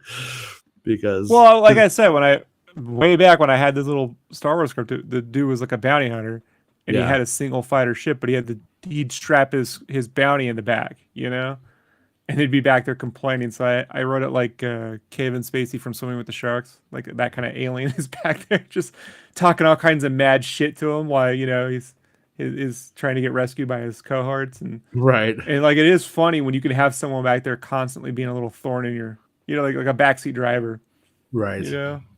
That they're gonna fucking kill you, man. No, you don't even know. Like he's like, shut up. Like, I'd pay real money for him to shut the fuck up. Yeah, makes sense. It does work.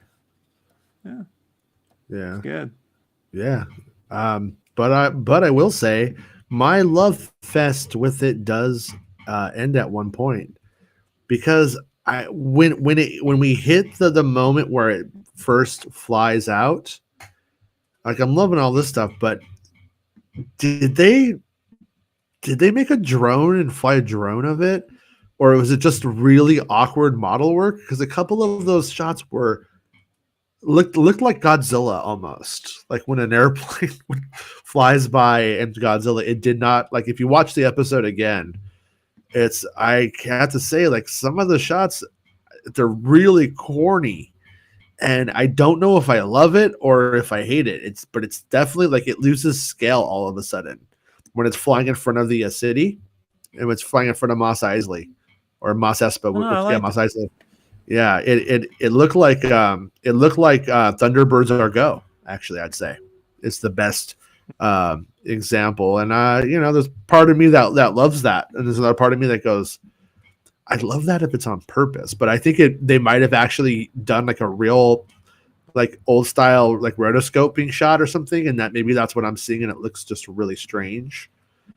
But it's like right here when it takes off, it looks like literally a model on wires. And maybe it is. I didn't get any of that. Yeah, like right here when it leaves, like it just, to me, like, it does not, something about it, the way it was shot, and then you got the cockpit shots, and it's cool.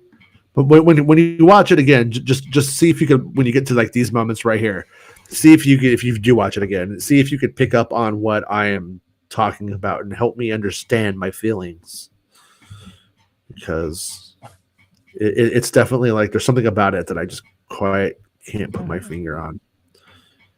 And I could this shot right here, like, it literally looks like, remember the other day when we were admiring that guy who was putting like little Star Wars models in front of the rear projection screen on sticks to make. It doesn't look like that.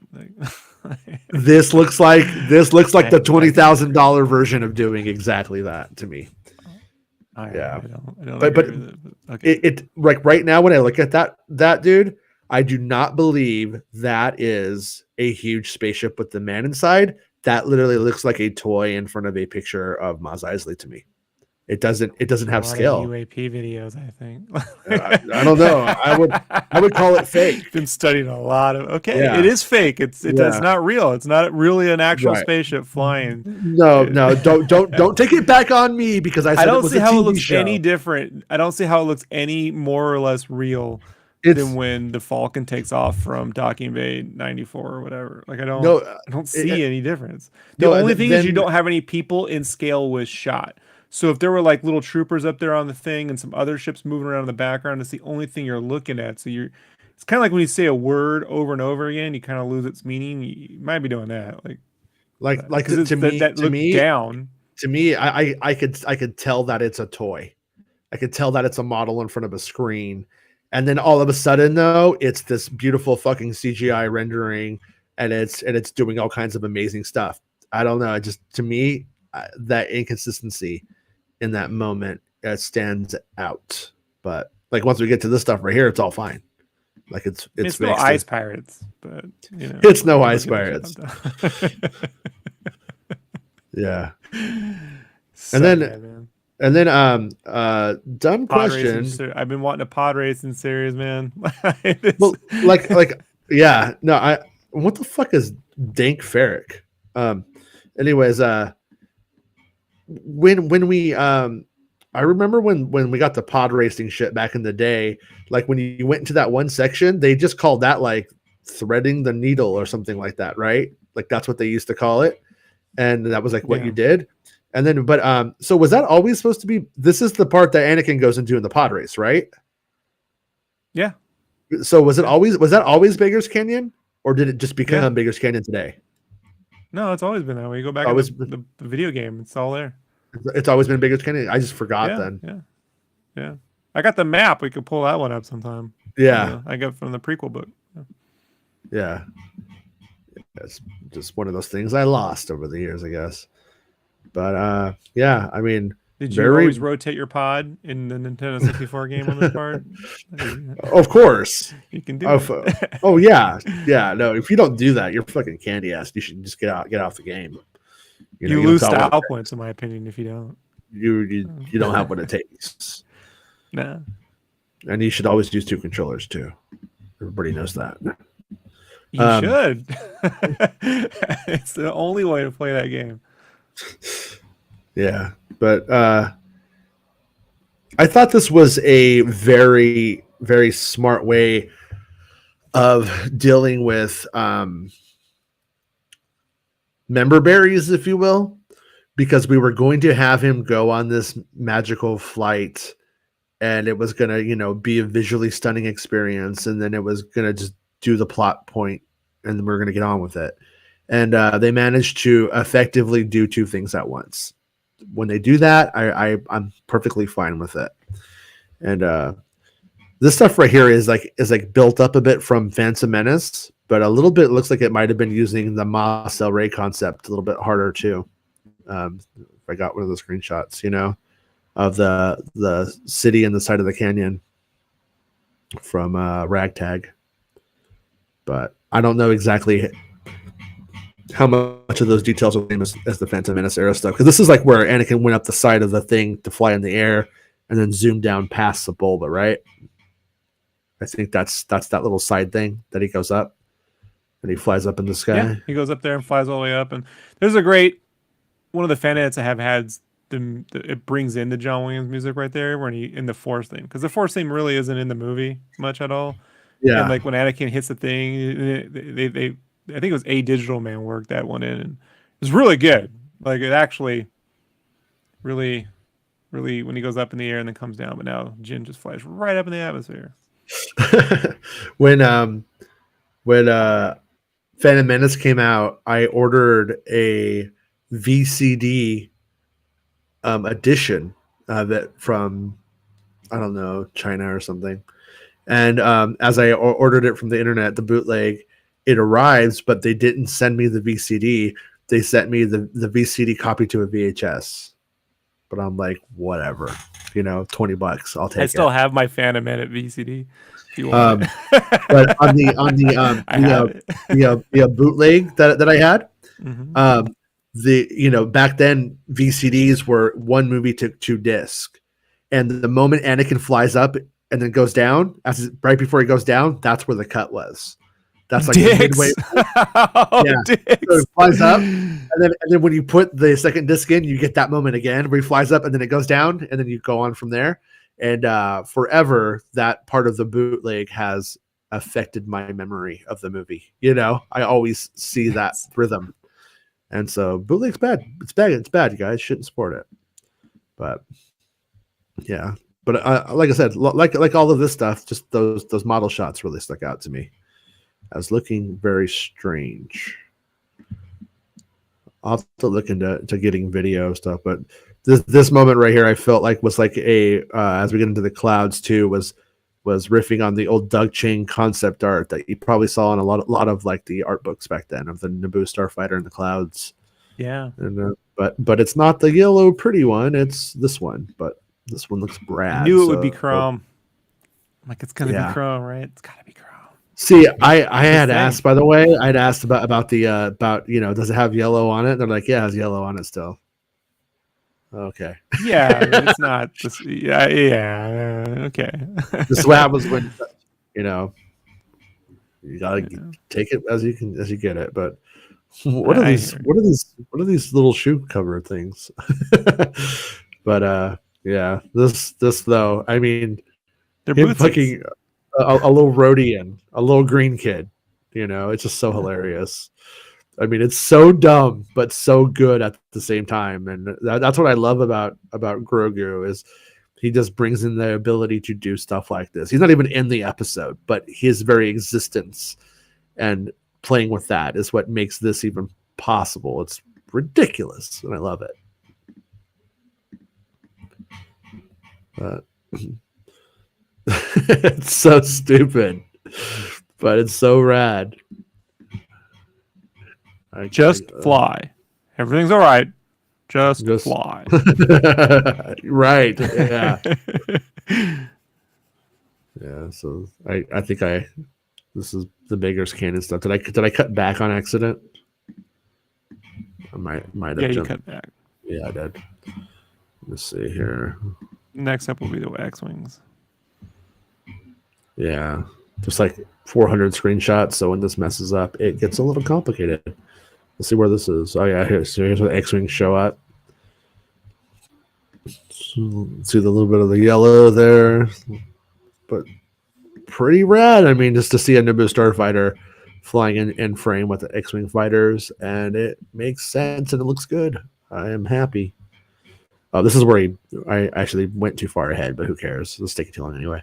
But yeah, that's where he just burst out with the really fast engines, and that's the guy who played Luke Skywalker. Everybody's like, "What?" But makes sense. I didn't put it together when I saw it, but I knew this guy from somewhere. I was like, "What is that guy? Is that guy a comedian? Like I've seen that guy from somewhere." I couldn't put my finger on it. Yeah, I would agree with that. I was like, I know that's some dude. It's somebody. Yeah. I know I've seen this. I can't put my finger on it. Oh, deepfake. So there's some article. I didn't get to read it, but I passed by it. It'll show back up in my feed. It was like the tricky navigating the waters of being a deepfake actor. I'm like, that's a fucking thing now. Yeah. You know? It is. Yeah. New Republic pilot. No, sir. And you want a whole series of this where they investigate and write shit down? Can't fucking wait. Yeah, no, they won't do it like that. Come on, Wizard. You say that, but then we got this Boba Fett series. Yeah. You know, like, look, anything's possible. Anything's possible. It'll definitely, I think, do police tropes and stuff like that for sure. Like, you know, like you'll see Chips and Dukes of Hazzard referenced out the ass, I bet. But I don't think it'll be like those guys necessarily. But oh god, this moment, I don't know. Like, it's so dumb. I don't know if it's so dumb I love it or if it's so dumb I hate it. But she's just like some fucking Peter Pan nymph just hanging out. Yeah, I'm up here, you guys. And then she has like a total fucking Napoleon Dynamite fucking moment when she tries to get down. You know, they're just like, what the fuck is this nerd doing? Like, it reminds me of something that would have been in like a Jodie Hill movie or something.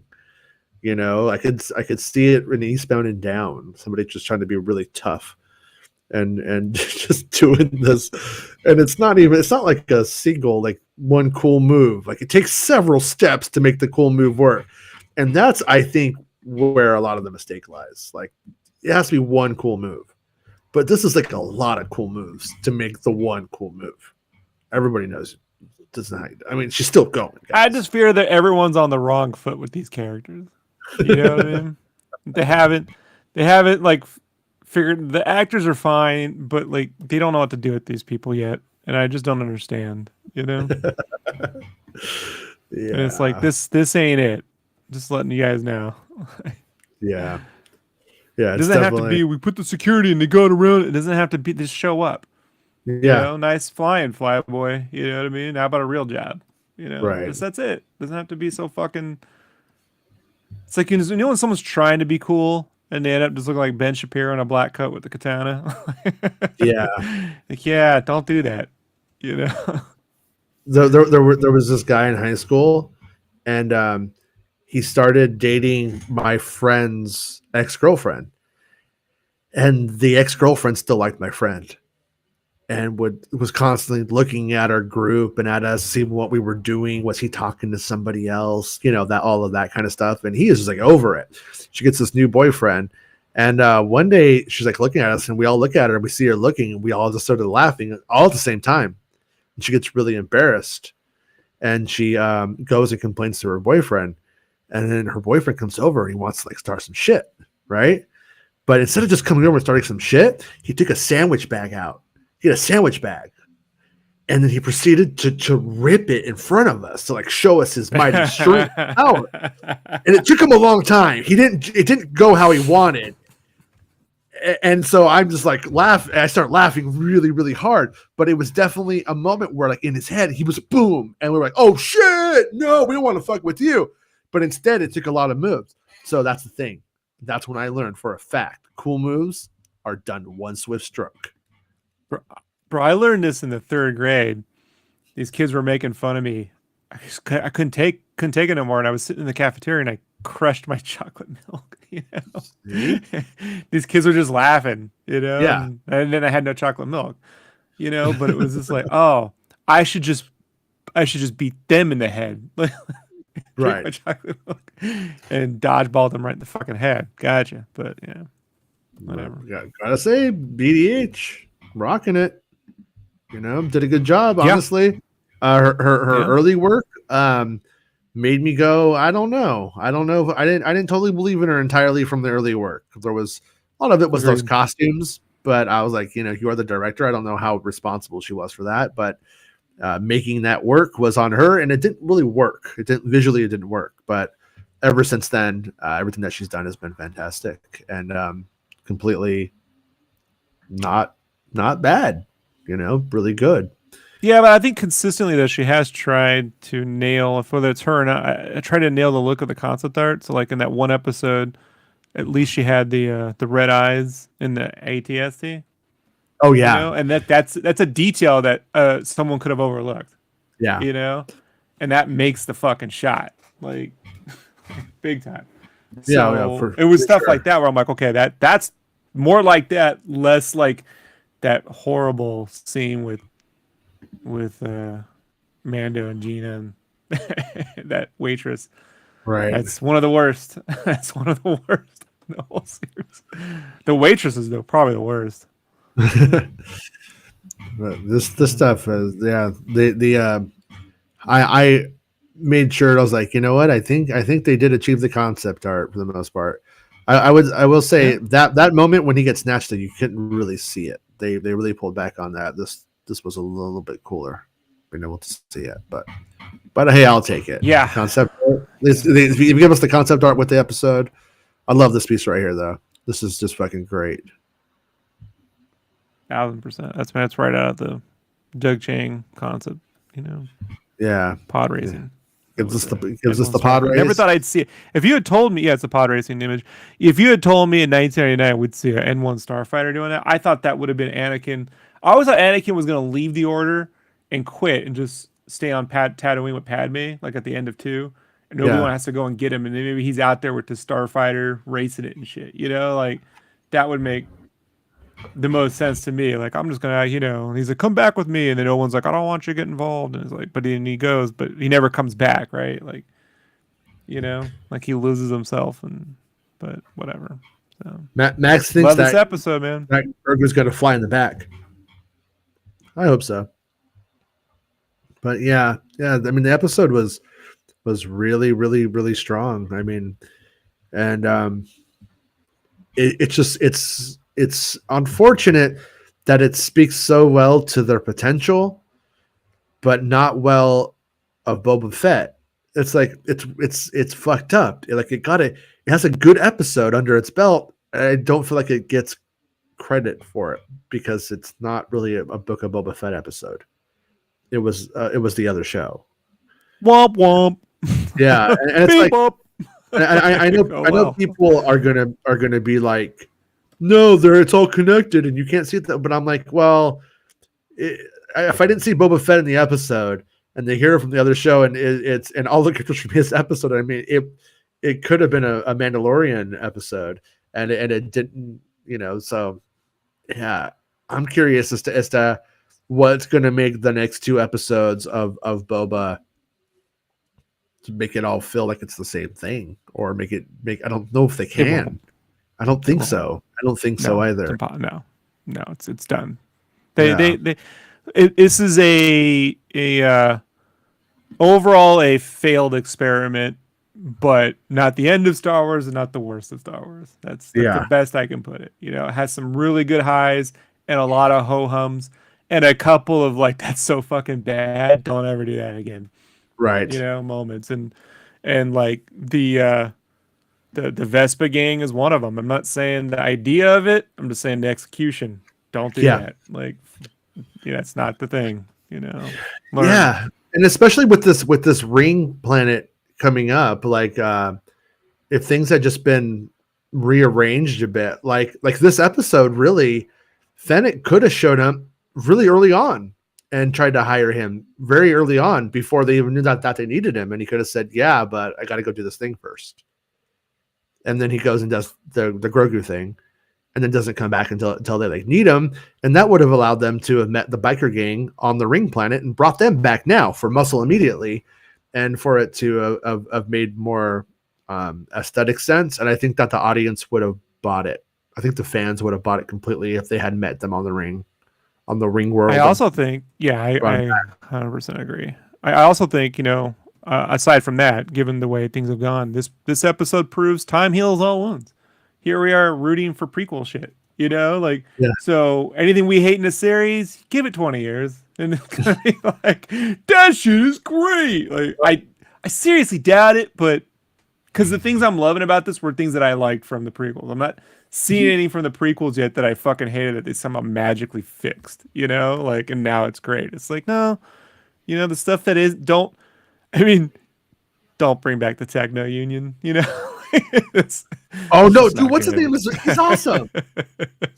Robot Tooth is rad. I love him. I love that. Obi-Wan Kenobi can suck my balls when he does it. He's got the dials. Yeah. Oh, he's got the dials, dude. It's so bad. As a true resident Making Star Wars video game expert who's always on call says, this BD uses the same animations and sound as BD1 and Jedi Fallen Order. Nice touch. Also, he has blue markings as opposed to red in the game, so don't think it's BD1. At least the door is open for them, I guess. Yeah, it's one of those things where I had so many different colors on that droid, I don't even know what the real color is now. You know what I mean? Like, because you could just... Like when people try to tell me what are the names in Chrono Trigger, and I'm like, I name everybody, so I don't fucking know. Yeah. I like Mark Hamilton's theory that Din's N1 could get a nav computer and personality, much like Kit from Knight Rider. Oh, Mando, you are an asshole. That would be kind of fun. It's like, that's the Matt Berry voice I want. Mando, do you really want to go to the ass planet? Smells like ass. And James asking the important question, is that Walt's grandson? All right, good job, James. Yeah, definitely. But, I do agree with that. Guillermo del Toro is a great pick for Star Wars. They know that, Yeah. I don't think making a trilogy of movies based around Qui-Gon's the thing. I think a series would be cool. It was implied to me that that he was supposed to be on a production for that one, the one that was shut down. I don't know. So here's a question I have: the big $64,000 question, to date myself insanely so. With all the years they had a Boba Fett movie in the pipeline or an idea or whatever, is this the culmination of all the fucking ideas they came up with? Like, is this it? I don't think so. Or did they throw away everything and then Favreau and them just wrote page one like a JJ? I think it was. I think this was more of a reset.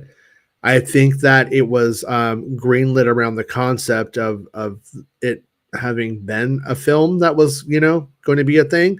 And that's why it came in at 6 episodes.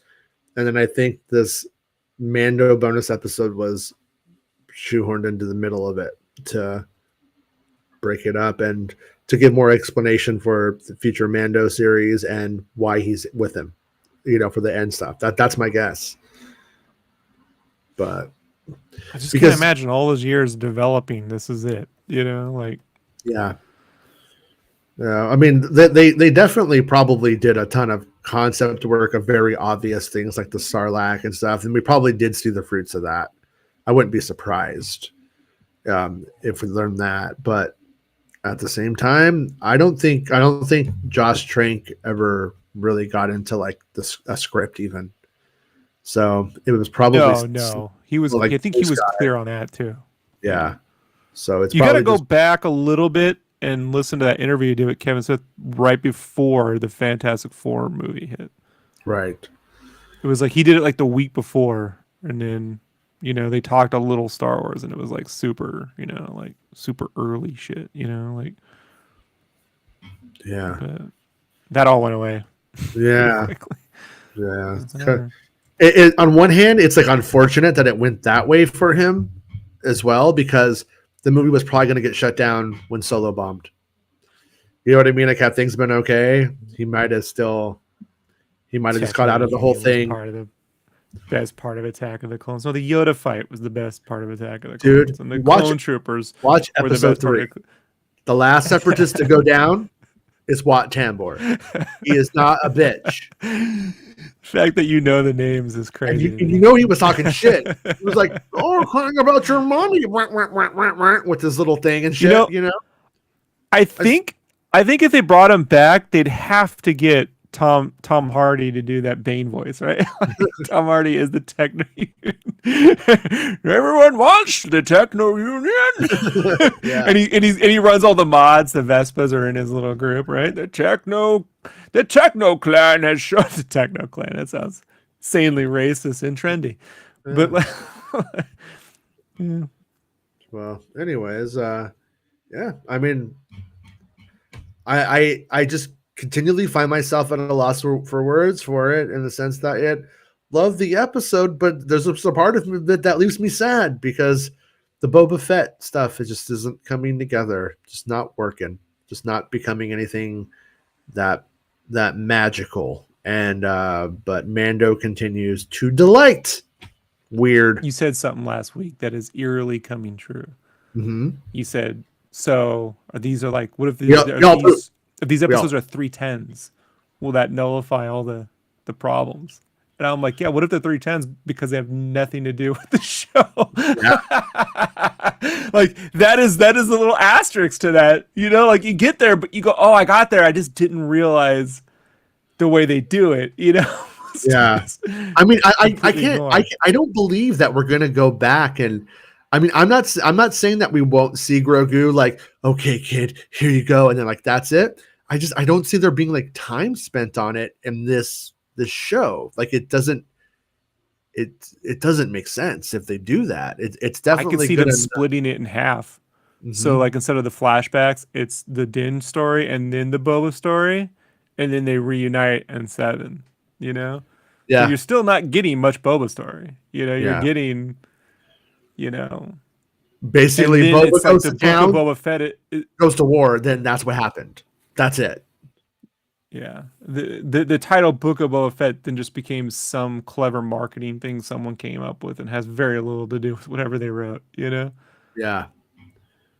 Yeah. Or it was titled before they wrote it, and then they wrote it and it wasn't the best title, but we already announced it, so that's what it is.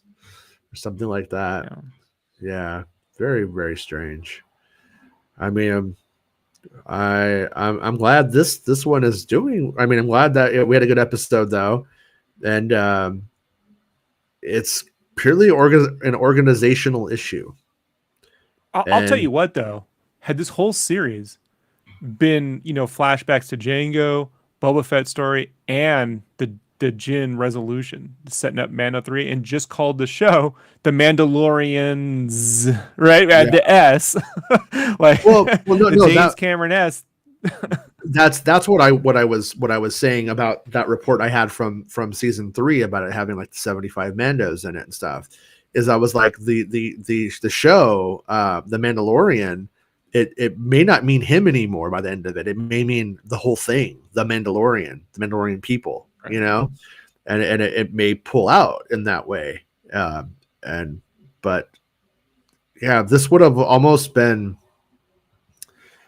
I don't know, this almost would have been better if it was in Mandalorian season 3, and we were going back and it was just very busy and involved, I'm glad I didn't have to wait a year for this. I'm glad we got it now. No. Oh no! I mean, we would have. I think we would have got like half of it. There would have been more to like do, but if this was the B story in The Mandalorian, it would have been fine. It would have been great. We would have been saying it should have had its own show. It's so good, but I don't know. we got a week though until we see where this is going further. I mean, if I have to give it some credit, is I keep thinking, well, we know where it's going, and then we don't, but then I don't know if it's going anywhere, and that's kind of the other problem. Is it going anywhere? Yeah, no. No, I think the revenge on the Pikes for killing the Tuscans is as deep as it's gonna get. Yeah, and then we find out the Texans aren't really dead. There's a couple of them still out there, and I don't know, man. And then again, I can't predict shit.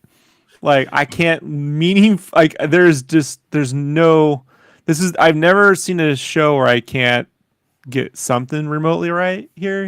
Like just looking at what is placed on the table that they've set, and then moving those pieces logically forward is not occurring here in any way, shape, or form. I've never experienced this, really. I mean, and I know I've likened it to the Matrix Resurrections only in that I couldn't predict where the fuck I thought it was going to be this. Okay, it's this like thing where he's in the thing and there's a game, and halfway through the movie that completely changes, becomes something else entirely. And I'm like, I don't know what the fuck I'm watching anymore. It's so weird, So I'm not saying this is bad like that. I'm just saying it's in the same way that normally you start with something and then you take these pieces and you do something with them.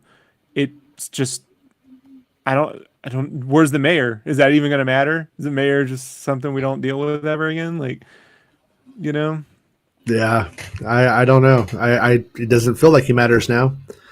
And right. Yeah, I just keep looking at it, like all of the content that they had, and I just keep going like, like organizationally, why didn't they just have 95% of the main story, take place when he's with the Tuscans, and then flash all around, through all of the past stuff there, and then have it like all of it meet up. And instead, it's like they didn't want to complicate things, so they just did one thing at a time, and like didn't let anything else touch it. And it's just strange. I don't know. I can't figure out.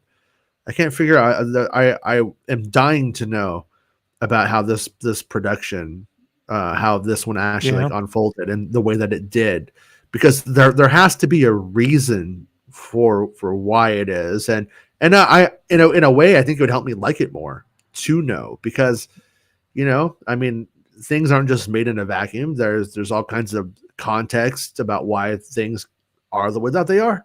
And knowing what they were up against would be kind of interesting. Was this just a batshit organizational idea?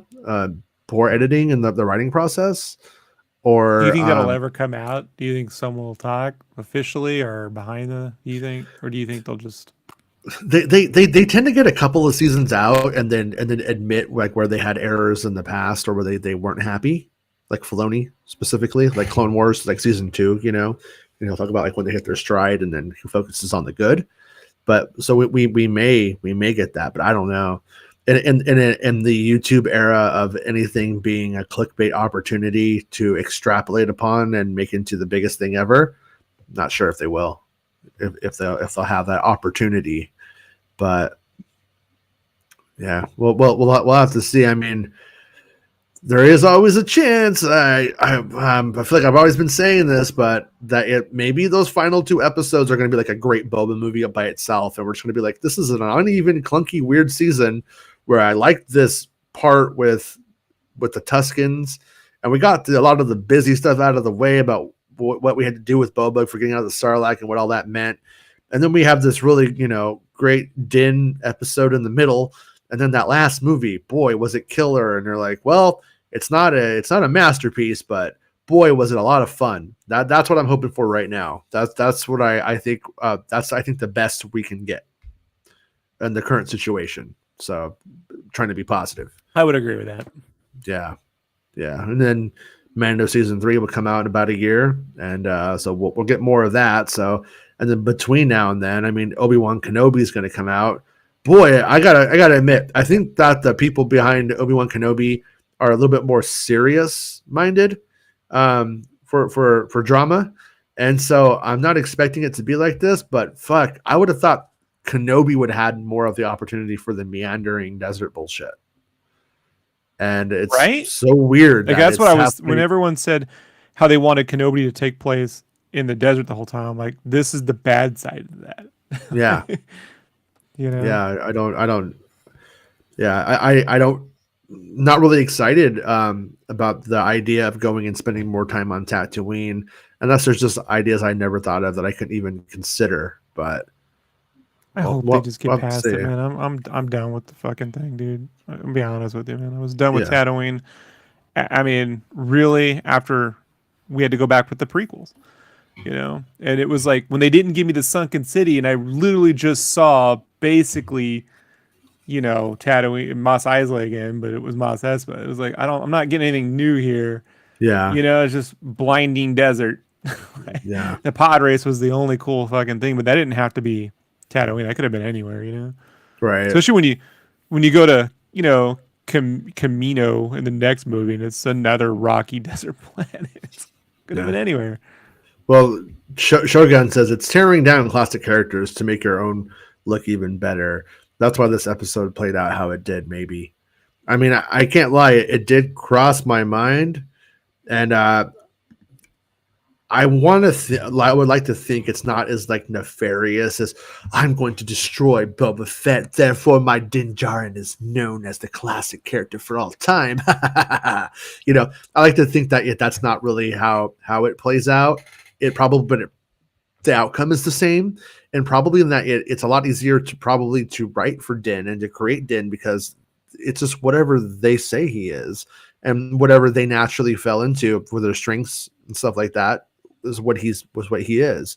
And then Boba is them trying to do two things: play to his character and how they understood it, but then also give up this epic thing. But I don't know if you could just say things are epic and just and imply scale and then they're actually B scale. And I think that's what we're seeing with Boba, you know. So, but now they're not jobbing Boba Fett. It's really simple, you know. They got people on this that didn't have the best take. I guarantee you, there's fucking a dozen writers in Hollywood right now, within driving distance to whatever studio that they run this out of, that have amazing fucking takes if they took the call, sure. right? Or if they put it out. They don't. They contact people they kind of already know, and they stay within their group, and this is what you get. Yeah. There's just so much talent out there, you know, and they didn't get the best talent for the story. You know, that's not to say that those people aren't talented. I really liken it to like a lot of people really like Brian Michael Bendis, and then he went to DC and wrote Superman, and it's fucking dog shit. It's not that he's a bad writer; they just want his character. You know, like, you know, he was good at a lot of things. That wasn't it. You know, and writing DC ain't quite the same as writing Marvel. It's a different thing entirely. And I think Boba Fett is not the same thing as, you know, the Mandalorian on any level, and we're seeing that right here. You know, and it's like I just think they should have handed this to the most action-oriented people there is, again, and make Boba Fett this balls to the wall action thing instead of this Lawrence of Arabia in the desert. Yeah, that's what I thought they were going to do too, because they had spent so much time on Daddy Mando.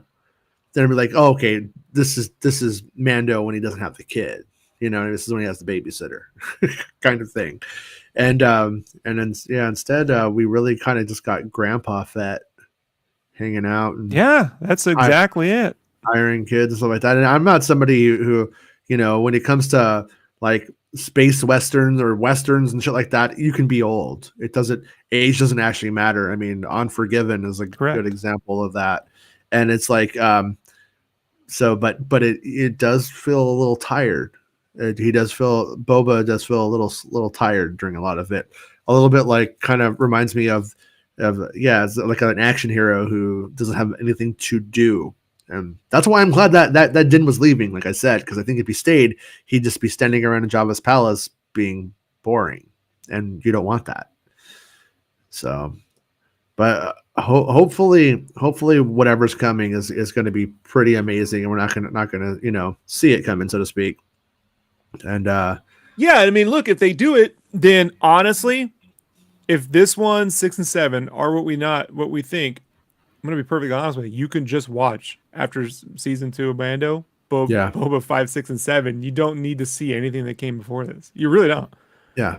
You know, when he sees Fennec Shan, you know who that is. Boba needs your help. Oh, he needs his help. He's doing something. What's he doing? And then we find out in the other two, like, literally, you don't need the previous 4 episodes. That's fucking nuts to me. Like that, that should not exist. Why spend the money and the time if you don't need it?